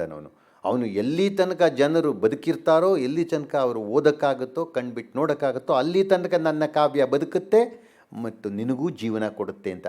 ಕಾವ್ಯದಲ್ಲಿ ತನ್ನ ಸ್ನೇಹಿತನ ಬಗ್ಗೆ ಬರೆದಿದ್ದಾನಲ್ಲ, ನಿನಗೂ ಜೀವನ ಇರುತ್ತೆ ಅಲ್ಲಿ ತನಕ ಅಂತ ಅವನು ಬರೀತಾನೆ. ಅವನಿಗೆ ಆ ಶಕ್ತಿ ಇದೆ, ಸಾಮರ್ಥ್ಯ ಇದೆ, ಹೇಳ್ಕೊಂಡ ನಿಜವಾಗೂ ಇವತ್ತಿನವರೆಗೂ ಓದ್ತೀವಿ ನಾವು ಅದನ್ನು, ಅದು ನಿಜ. ಆದರೆ ಭೈರಪ್ಪನವ್ರು ಹೇಳಿದರೆ, ನೋಡಿ, 100 ವರ್ಷ ಆದಮೇಲೂ, 100-150 ವರ್ಷ ಆದಮೇಲೂ ಭೈರಪ್ಪನ ಕಾದಂಬರಿನ ಯಾರಾದರೂ ಓದಿದರೆ, ಯಾಕೆಂದರೆ ಅವರು ಆವಾಗ ಹೇಳೋರು ಯಾರೂ ಇರೋದಿಲ್ಲ, ಇಷ್ಟವಿದ್ದವ್ರು ಇಷ್ಟಕ್ಕೋಸ್ವಾಗಿ ಓದಬೇಕು ಅಷ್ಟೇ, ದಾಕ್ಷಿಣ್ಯಕ್ಕೋಸ್ಕರ ಓದೋದಲ್ಲ. ಓದಿದರೆ ಆವಾಗ ಭೈರಪ್ಪ ಬರೆದ ಕಾದಂಬರಿ ಬದುಕಿದೆ ಅಂತ ಅರ್ಥ ಅಂತ. ಇಲ್ಲಿ ಸಾಮಾನ್ಯವಾಗಿ ಎಲ್ಲರೂ ಹೇಳ್ಕೊಳ್ಳೋದು, ನಮ್ಮದು ಬಿಡ್ರಿ ಇನ್ನೂ 500 ವರ್ಷ ಆದರೂ ಓದ್ತಾನೆ ಇರ್ತಾರೆ ಅಂತ ಅಂದ್ಕೊಂಡಿರ್ತಾರೆ. ಯಾರಿಗೆ ಗೊತ್ತು ಓದ್ತಾರೋ ಇಲ್ಲೋ. ಈಗಲೂ ನಮ್ಮ ಕಣ್ಣು ಎದುರಲ್ಲೇ 50 ವರ್ಷ ಹಿಂದೆ ಬರೆದವ್ರದ್ದು ಕಾದಂಬರಿನ ಕಥೆನ ಓದೋರೇ ಇಲ್ಲ. ಅದು ಅಂದರೆ ಕಾಲ ಅಷ್ಟು ನಿಷ್ಕರಣೆ, ಕಾಲಕ್ಕೆ ನಿಷ್ಕರಣೆ ಅಷ್ಟು ಮರ್ತು ಬಿಡುತ್ತದು ಕಾಲ. ಎಲ್ಲರೂ ಎಂಥೆಂಥವ್ರನ್ನೂ ಮರೆಯುತ್ತೆ. ನಾವು ಯೋಚನೆ ಮಾಡಬೇಕಾದ್ರೆ ನಾನು ಇಲ್ಲದೆ ಹೋದರೆ ಏನಾಗುತ್ತೆ, ಗಾಂಧಿ ಹೋದ್ರೇ ಏನೂ ಆಗಿಲ್ಲ, ನಾನು ಹೋದರೆ ಏನಾಗುತ್ತೆ, ಏನೂ ಆಗೋದಿಲ್ಲ. ಇವರಿಗೆ ಅದಕ್ಕೆ ಹೇಳ್ತಾರೆ, ಇವರು ಆ ಭಾವನೆಯಿಂದ ಬರೀತಾರೆ. ಶ್ರೀ ಭವಿಷ್ಯದ ಮಹಾ ನಾಟಕವನ್ನು ಬರೆದವನು ನನ್ನಲ್ಪ ಕೃತಿಯನ್ನು ಓದುವನು ಒಮ್ಮೆ. ಮುಂದೆ ಯಾವಾಗಲೂ ಭವಿಷ್ಯದಲ್ಲಿ ನನ್ನ ಅಲ್ಪ ಕೃತಿಯನ್ನು ಓದ್ತಾನೇನೋ. ಓದಿದರೆ ಮಧ್ಯದಲ್ಲಿ ನನ್ನ ಕಾವ್ಯ ಪೂರ್ತಿ ಚೆನ್ನ ಅಂತ ಅವ್ರು ಕೊಚ್ಕೊಳ್ಳಲ್ಲ. ಎಲ್ಲೋ ಒಂದು ಕಡೆ ಮಧ್ಯದಲ್ಲಿ ನನ್ನೊಂದು ನುಡಿಗೆ ತಲೆ ತೂಗುವನು ಹರ್ಷದಲ್ಲಿ. ಮಧ್ಯೆ ಏನೋ ಒಂದು ಮಾತು ಬರುತ್ತೆ, ಚೆನ್ನಾಗಿ ಹೇಳಿದಾರ್ರಿ ಅಂತ ತಲೆ ತೂಗುತ್ತಾನೆ. ಅದುವೇ ಕಲೆ, ಅದೇ ಕಲೆ ಅಷ್ಟೇ. ನನ್ನ ಕಾವ್ಯ ಪೂರ್ತಿ ಎಲ್ಲರೂ ಓದ್ತಾರೆ ಅಂತ ನಾನು ನಂಬಲ್ಲ. ಎಲ್ಲೋ ಒಂದು ಕಡೆ ಒಂದೆರಡು ಒಳ್ಳೆಯ ಶಬ್ದ ಸಿಗ್ಬೋದು, ಭೇಷ್ ಅನ್ಬೋದು, ಅಷ್ಟೇ, ಆಯಿತು. ಅದುವೇ ಅವನ ತಲೆ ತೂಗ್ಬಿಟ್ರೆ ಸಾಕು, ನನಗೆ ಬಂತು ನನ್ನ ಹಣ ಅಂತ. ಏನು? ಅದುವೇ ಕಾವ್ಯದ ಬರೆದ ಕವಿಯ ಬೆಲೆ. ಅದೇ ಕವಿಯ ಬೆಲೆ, ಅದೇ ಕಾವ್ಯದ ಬೆಲೆ. ಏನು? ಎಲ್ಲನೂ ಮೆಚ್ಕೊಳ್ಳೋದಲ್ಲ, ಒಂದು ಶಬ್ದವನ್ನು ಮೆಚ್ಕೊಂಡ್ರೆ ಸಾಕು ಅಂತ ಅವ್ರು ಹೇಳ್ತಾರೆ. ಎಲ್ಲೋ ಒಬ್ಬ ಕುಮಾರವ್ಯಾಸನನ್ನು ಇವತ್ತು ಎಲ್ಲರೂ ಹಾಡಿ ಸಂತೋಷ ಪಡ್ತಾರೆ, 100 ಜನ, ಎಲ್ಲರೂ ಅಲ್ಲದೆ ಇರ್ಬೋದು. ಆಯಿತು, ಹಾಗಾದರೆ ನಾನೇನು? ನಾನು ಅಳಿಯುವೆನು, ನಾನಿರೋಲ್ಲ. ನನ್ನ ಗೀತೆ ಉಳಿಯುವುದೊಂದೇ. ನಾನು ಉಳಿದ್ರೆ ನನ್ನ ಗೀತೆ ಒಂದು ಉಳಿಯುತ್ತೆ. ಹಂಗೆ ಉಳಿದ್ರೆ ಆ ಕಾನ್ಫಿಡೆನ್ಸಿನ, ಆ ಆತ್ಮವಿಶ್ವಾಸನ ಹೇಳ್ತಿದ್ದಾರೆ. ಉಳಿದ್ರೆ ಉಂಟು, ಇಲ್ದಿದ್ರೆ ಇಲ್ಲ, ಅದು ಒಂದು ಉಳಿಯುತ್ತೆ. ಆದರೆ ನಾನು ಆ ಬಯಕೆ ಇಟ್ಕೊಂಡಿಲ್ಲ, ನಾನು ಆ ಆಸೆಯನ್ನು ಏನು ಇಟ್ಕೊಂಡಿಲ್ಲ. ಉಳಿದೇ ಉಳಿಯುತ್ತೆ, ಓದ್ತಾರೆ ಮುಂದೆ ಎಲ್ಲರೂ ಅಂತೂ ಇಟ್ಕೊಂಡಿಲ್ಲ. ಯಾಕೆ ಅಂತಂದರೆ ನನಗಿಲ್ಲ ಕೀರ್ತಿ ಕಾಮದ ಸೋಂಕು. ನನಗೆ ಕೀರ್ತಿ ಆಕಾಂಕ್ಷೆ ಇಲ್ಲ. ನನ್ನ ಎಲ್ಲ ಕಡೆನೂ ಓದ್ತಾ ಇರಬೇಕು, ನನ್ನ ಹೆಸರನ್ನ ಎಲ್ಲರೂ ಮಾಡ್ತಾನೆ ಇರಬೇಕು ಅನ್ನೋದು ನನಗೆ ಇಲ್ಲ. ಯಾಕೆ ಅಂತಂದರೆ ಇನ್ನೊಂದು ಕಡೆ ಹೇಳ್ತಾರೆ, ಹಸಿದ ಒಡಲಿಗೆ ಬೇಕು ಅನ್ನ. ಕಾವ್ಯವನ್ನೇ ತಿನ್ಕೊಂಡು ಬದುಕಿದವ್ರು ಯಾರೂ ಇಲ್ಲ. ಹಸಿದ ಒಳಗೆ ಬೇಕಾಗಿರೋದು ಅನ್ನ, ಅದಾದಮೇಲೆ ಕಾವ್ಯ. ಆದರೆ ಕಾವ್ಯ ಎರಡು ಥರನೂ ಹೇಳ್ತಾರೆ ಅವರು. ಕಾವ್ಯ ಮನಸ್ಸಿಗೆ ಸಮಾಧಾನ ಕೊಡುತ್ತೆ, ನಮ್ಮ ದುಃಖದ ಮಧ್ಯೆ ಒಂದು ನೆಮ್ಮದಿ ಕೊಡುತ್ತೆ, ಒಂದು ನಿರಾಳವನ್ನು ಉಂಟು ಮಾಡುತ್ತೆ ಅನ್ನೋದನ್ನು ಅವರು ಒಪ್ತಾರೆ. ಆ ಥರ ನಾವು ನೋಡಿದ್ದೀವಿ. ಗಮಕಿ ಬಿಂದೂರಾಯರು ಅಂಥವರೆಲ್ಲ ಸರ್ಕಾರಿ ಕೆಲಸವನ್ನೇ ಬಿಟ್ಟು ಕುಮಾರವ್ಯಾಸ ಭಾರತ ವಾಚನವನ್ನೇ ತಮ್ಮ ಜೀವನದ ಉದ್ದೇಶವನ್ನಾಗಿ ಮಾಡಿಕೊಂಡವರು. ಅವ್ರಿಗೆ ಎಷ್ಟು ಊಟ ಇರ್ತಿತ್ತೋ, ಎಷ್ಟು ತಿಂಡಿ ಇರ್ತಿತ್ತೋ. ಡಿ ವಿ ಜಿಯವರು ಅವ್ರ ಬಗ್ಗೆ ಬರೆದಿದ್ದಾರೆ. ಏನೋ ಸ್ವಾಮಿ ಏನಾಗುತ್ತೋ ಅದು ಅಷ್ಟೇ. ಅವ್ರಿಗೆ ಹಾಡೋದೇ ಸಂತೋಷ ಪಟ್ಕೊಂಡಿದ್ರು. ಅದು ಒಂಥರ ಕೆಲವರು ವಿರಕ್ತ ಜೀವಿಗಳು ಅಷ್ಟೇ. ಅದಕ್ಕೆ ಇವರು ಹೇಳ್ತಿದ್ದಾರೆ, ಇವರಿಗೆ ಆ ವಾಸ್ತವ ಗೊತ್ತು, ಬದುಕಿನ ವಾಸ್ತವ. ಏನು ಬದುಕಿನ ವಾಸ್ತವ? ಹಸಿದ ಒಡಲಿನ ಕಾವ್ಯ ತುಂಬಿಸಲ್ಲ. ಬದುಕಿಗಿಂತ ಕಾವ್ಯ ದೊಡ್ಡದಲ್ಲ, ಕಾವ್ಯಕ್ಕಿಂತ ಬದುಕು ದೊಡ್ಡದು. ಪೂರ್ತ ಬದುಕನ್ನು ಕಾವ್ಯ ಹಿಡಿದಿಡೋಲ್ಲ. ಆದರೂ ಕೂಡ ಕವಿತೆಗೆ ಮನಸ್ಸಿಗೆ ಸಮಾಧಾನ ಹೇಳುವ ಶಕ್ತಿ ಇದೆ, ಮನಸ್ಸಿಗೆ ಒಂದು ನೆಮ್ಮದಿ ಕೊಡೋ ಶಕ್ತಿ ಇದೆ, ಒಂದು ಸಮನ್ವಯ ಸಾಧನೆಯ ಶಕ್ತಿ ಕವಿತೆಗಿದೆ ಅನ್ನುವ ನಂಬಿಕೆ ಅವರಿಗಿದೆ. ಅದನ್ನು ಅವರು ಹೇಳ್ತಿದ್ದಾರೆ. ಹೇಗೆ ಯಾರು ಯಾರೋ ಕುಳಿತು ಕೊಟ್ಟ ತೀರ್ಪು ಅದೆಂತಿರಲಿ. ಅವಾಗ ಹೇಳಿದ ಮಾತದು. ಯಾರ್ಯಾರೋ ಕೂತ್ಕೊಂಡು ಕವಿತೆ ಅರ್ಥ ಆಗುತ್ತೋ ಬಿಡುತ್ತೋ ಅವರು ತೀರ್ಪು ಕೊಡ್ತಾರೆ. ಚೆನ್ನಾಗಿಲ್ಲ ರೀ ಪದ್ಯ, ಚೆನ್ನಾಗಿದೆ ರೀ, ಆ ಹಕ್ಕಿ ಹಾಡಿದ್ದಕ್ಕೆ ಜನ ಕೊಟ್ಕೊಂಡು ಹೋದ್ರಲ್ಲ, ಏನೋ ಟೈಮ್ ಇತ್ತು ಅಂತ ಕಾಣುತ್ತೆ, ಹಸ್ತಿತ್ತು ಅಂತ ಕಾಣುತ್ತೆ, ಕಿರ್ಚ್ಕೊತಾ ಇತ್ತು, ಅದನ್ನೇ ನೀವು ಕೇಳ್ಕೊಂಡು ಕುಣಿತಾ ಇದ್ದೀರಾ ಅಂದ್ಕೊಂಡು ಹೇಳಿದ್ರಲ್ಲ. ಅದಕ್ಕೆ ಯಾರು ಯಾರೋ ಕುಳಿತು ಕೊಟ್ಟ ತೀರ್ಪು ಅದೆಂತಿರಲಿ, ಹೇಗಾದರೂ ಇದ್ಕೊಳ್ಳಿ ಅವ್ರು ಕೊಡೋ ಜಡ್ಜ್ಮೆಂಟು, ತೀರ್ಪು. ಕೃತಿಯ ಬೆಲೆಯೇ ಅಲ್ಲ ನೀಡಿದ ಹಣ. ಹಣ ಅಲ್ಲ ಕೃತಿ ಬೆಲೆ. ಯಾರೋ ಓದ್ಬಿಟ್ಟು ಸಂತೋಷಪಟ್ಟರೆ ಅದೇ ನಿಜವಾದ ಬೆಲೆ. ನವರತ್ನ ರಾಮರಾವ್ ಅಂತ ಒಬ್ಬರು ಇದ್ದರು ಅಮಲ್ದಾರರು. ಅವರು ತಮ್ಮ ನೆನಪುಗಳನ್ನು ಬರೆದಿದ್ದಾರೆ, ಒಂದು ಸಣ್ಣ ಪುಸ್ತಕ, ಕೆಲವು ನೆನಪುಗಳು ಅಂತ. ಅದ್ಭುತವಾದ ಪುಸ್ತಕ. ಆ ಕನ್ನಡ ಅದು ಏನು ಪವರ್ಫುಲ್ ಕನ್ನಡ ಬರೆದಿದ್ದಾರೋ ಅವರು. ಹಳ್ಳಿ ಕನ್ನಡ ಉಪಯೋಗಿಸ್ತಾರೆ, ಮಧ್ಯೆ ಸಂಸ್ಕೃತ ಭೂಯಿಷ್ಠವಾದಂತಹ ಕನ್ನಡ ಉಪಯೋಗಿಸ್ತಾರೆ. ಅದ್ಭುತವಾದಂತಹ ಇದನ್ನು ಬರೆದಿದ್ದಾರೆ. ಆ ಸಣ್ಣ ಪುಸ್ತಕ, ಒಂದು 150-200 ಪುಟದ ಪುಸ್ತಕ ಅಷ್ಟೇ.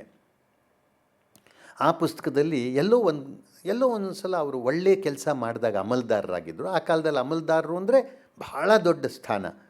ಅವರು ಜನ ಸಂತೋಷಪಟ್ಟು, ನಿಮ್ಮಿಂದ ನಮಗೆ ಉಪಕಾರ ಆಯಿತು, ನೀವು ಬಾವಿ ತೋರಿಸಿದ್ರಿ, ನೀರು ಬಂತು, ನಮಗೆ ನೀರು ಸಿಕ್ತು, ಈ ಥರ ಯಾವುದೋ ಒಂದೆರಡು ಒಳ್ಳೆ ಮಾತಾಡಿದಾಗ ಎಷ್ಟೋ ಸಮಾಧಾನ ಅವರಿಗೆ. ಅದಕ್ಕೆ ಬರೀತಾರೆ, ನಾವು ಮಾಡಿದ ಕೆಲಸಕ್ಕೆ ವೃತ್ತಿ ಪೂರ್ತಿ, ಅಂದರೆ ಕೆಲಸ ಮಾಡ್ತಿದ್ದು ಪೂರ್ತಿ, ಕೆರಿಯರ್ ಪೂರ್ತಿ ನಮಗೆ ನಾವು ಪಡೆದ ಸಂಬಳ ಏನೂ ಅಲ್ಲ. ಆದರೆ ಜನರ ಈ ಕೃತಜ್ಞತೆ ಮತ್ತು ಒಳ್ಳೆಯ ಮಾತು, ಅವರ ನಗುವಿನಿಂದ ಅವರು ನಮ್ಮನ್ನು ಮಾತಾಡಿಸೋದು, ನಮಗೆ ಏನೋ ಒಂದು ಒಳ್ಳೆಯದನ್ನು ಹೇಳೋದಿದೆಯಲ್ಲ, ಇದೇ ನಾವು ಮಾಡಿದ ಕೆಲಸಕ್ಕೆ ನಿಜವಾದ ಪ್ರತಿಫಲ ಅಂತ ನನಗನ್ಸುತ್ತೆ ಅಂತಾರೆ. ನಿಜವಾದ ಬೆಲೆ ಅದರಲ್ಲಿದೆ ಅಂತಾರೆ ಅವರು. ಅದೇ ಮಾತನ್ನು ಇಲ್ಲಿ ಹೇಳ್ತಿರೋದು ನರಸಿಂಹಸ್ವಾಮಿಯವರು. ಕೃತಿಯ ಬೆಲೆಯೇ ಅಲ್ಲ ನೀಡಿದ ಹಣ. 25 ರೂಪಾಯಿ ಕೊಟ್ಟು ತಗೊಂಬಂದಿದ್ದಿದ್ರಿ ಪುಸ್ತಕವ ಅಂತಂದರೆ ಅದಲ್ಲ ಬೆಲೆ. ಯಾವುದು ಬೆಲೆ? ಕಾವ್ಯವನ್ನು ಓದಿ, ಈ ಶಬ್ದ ಚೆನ್ನಾಗಿ ಹೇಳಿದಿರ್ರಿ, ಭಾಳ ಚೆನ್ನಾಗಿ, ಈ ಸಾಲು ಇಷ್ಟ ಆಯಿತು ನನಗೆ, ಈ ಮಾತು ಇಷ್ಟ ಆಯಿತು ಅಂತಂತೀರಲ್ಲ, ಅದು ನಿಜವಾದ ಬೆಲೆ. ಆ ಸಂತೋಷ ನನಗೆ ಸಿಕ್ಕರೆ ಸಾಕು. ಆ ಸಂತೋಷದಿಂದ ನಾನು ಅಳಿಬಹುದು, ನಾನು ಹೋಗ್ಬಿಡ್ತೀನಿ, ಅಳಿತೀನಿ, ಆದರೆ ನನ್ನ ಕಾವ್ಯ ಉಳಿದು ಈ ಸಂತೋಷವನ್ನು ಜನರಿಗೆ ಕೊಟ್ಟರೆ ಸಾಕು. ಇದು ಅದನ್ನು ಕೇಳೋದೇ ಇಲ್ಲ ಅನ್ನೋರಿಗೆ ಏನೂ ಮಾಡೋಕ್ಕಾಗೋದಿಲ್ಲ. ಡಿ ವಿ ಜಿಯವರು ಹೇಳೋ ಹಾಗೆ, ಸವಿಯನೆಂದು ಹಠ ತೊಟ್ಟವರ ಹಂಗು ಬೆಲ್ಲಕ್ಕೆ ಬೇಕಾಗಿಲ್ಲ ಅಂತಾರವರು. ಹಾಗಾಗಿ ನೀವು ನಮ್ಗೆ ಬೇಡ ಅಂತ ಹಠ ಹಿಡ್ದವ್ರಿಗೆ ಏನೂ ಮಾಡೋಕ್ಕಾಗೋದಿಲ್ಲ. ಕಿವಿ ಮುಚ್ಕೊಂಡು ನಾವು ಕೇಳಿಸ್ಕೊಂಬಿಟ್ರೆ ಅಪಾಯ, ಒಳ್ಳೆಯ ಹಾಡು ಕೇಳಿಬಿಟ್ರೆ ತುಂಬ ಅಪಾಯ ನಮಗೆ ಅಂತ ಅನ್ನೋರಿಗೆ ಏನು ಮಾಡೋಕ್ಕಾಗುತ್ತೆ? ಇಲ್ಲ, ಅದಕ್ಕೆ ಅವರು ಕಲಿಬೇಕಾಗತ್ತೆ ಅಂದ್ಬಿಟ್ಟು ಇನ್ನೊಂದು ಮಾತನ್ನು ಹಾಡಿನ ಬಗ್ಗೆ ಹೇಳ್ತಾರೆ. ಹೀಗೆ ಹಾಡ್ಕೊಂಡು ಹೋದರೆ, ಅಂದರೆ ಕವನ ಸೃಷ್ಟಿ, ಹಾಡು ಮುಗಿಯಲೇ ಇಲ್ಲ. ಯಾಕೆ ಅಂತಂದರೆ ಮುಗಿದರೆ ಅದು ಹಾಡಲ್ಲ, ಮುಗಿದು ಬಿಟ್ಟರೆ ಹಾಡಲ್ಲ ಅದು. ಆ ಹಾಡು ಅನ್ನೋದು ಹೃದಯದ ಭಾವ, ಅದು ಹರಿತಾನೇ ಇರಬೇಕು, ಸತತವಾಗಿ ಸಂತತವಾಗಿ ಅದು ಸದಾ ಹರಿತಾನೇ ಇರಬೇಕು, ಆವಾಗ ಅದು ಹಾಡು ಅಂತ ಅವ್ರು ಹೇಳ್ತಾರೆ. ಹೀಗೆ ಕವನ ಸೃಷ್ಟಿ, ಸೃಜನಶೀಲತೆ, ಕವನದ ಸಿದ್ಧತೆ, ಕವನ ಹೇಗೆ ಸೃಷ್ಟಿಯಾಗುತ್ತೆ, ಅದು ಹೇಗೆ ಭಾವನೆಯಿಂದ ಹೊಮ್ಮುವಂಥದ್ದು, ಬರೀ ಬುದ್ಧಿದಲ್ಲ, ಅದು ಹೃದಯದಿಂದ ಬರುವಂಥದ್ದು. ಅದರ ಸೆಲೆ ಮೂಲ ಇರೋದು ತಲೆಯಲ್ಲ, ಹೃದಯದಲ್ಲಿ, ಭಾವದಲ್ಲಿ. ಆದರೆ ಅದಕ್ಕೊಂದು ತಾಳ್ಮೆ, ಸಹನೆ, ಕಾಯಬೇಕು. ಅಷ್ಟೇ ಅಲ್ಲ, ನಾನು ಸೃಷ್ಟಿ ಮಾಡೋದಲ್ಲ ಕವನ, ಮಾತು ಕೈ ಹಿಡಿಯುತ್ತೆ ನನ್ನನ್ನು, ಮಾತು ನನ್ನನ್ನು ಕರ್ಕೊಂಡು ಹೋಗ್ಬೇಕು ಮುಂದಕ್ಕೆ ಅಂತ ಇವರು ಹೇಳ್ತಾರೆ. ಹೀಗೆ ಹಾಡು ಮುಗಿಯಲೇ ಇಲ್ಲ, ಮುಗಿದರದು ಹಾಡಲ್ಲ. ಆದರೆ ಹೆದರಬೇಡಿ, ಭಾಷಣ ಮುಗಿಯಲೇ ಇಲ್ಲ, ಮುಗಿದರದು ಭಾಷಣವಲ್ಲ ಅನ್ನೋದಿಲ್ಲ, ಭಾಷಣ ಮುಗಿಸ್ತೀನಿ. ಇಷ್ಟು ಮಾತನ್ನು ಕೇಳಿದ್ದಕ್ಕೆ ನಿಮಗೆ ಕೃತಜ್ಞತೆಗಳು. ನಾಳೆ ಇನ್ನೊಂದು ವಿಷಯವನ್ನು ತಗೊಂಡು ಮಾತಾಡ್ತೀನಿ. ನಮಸ್ಕಾರ.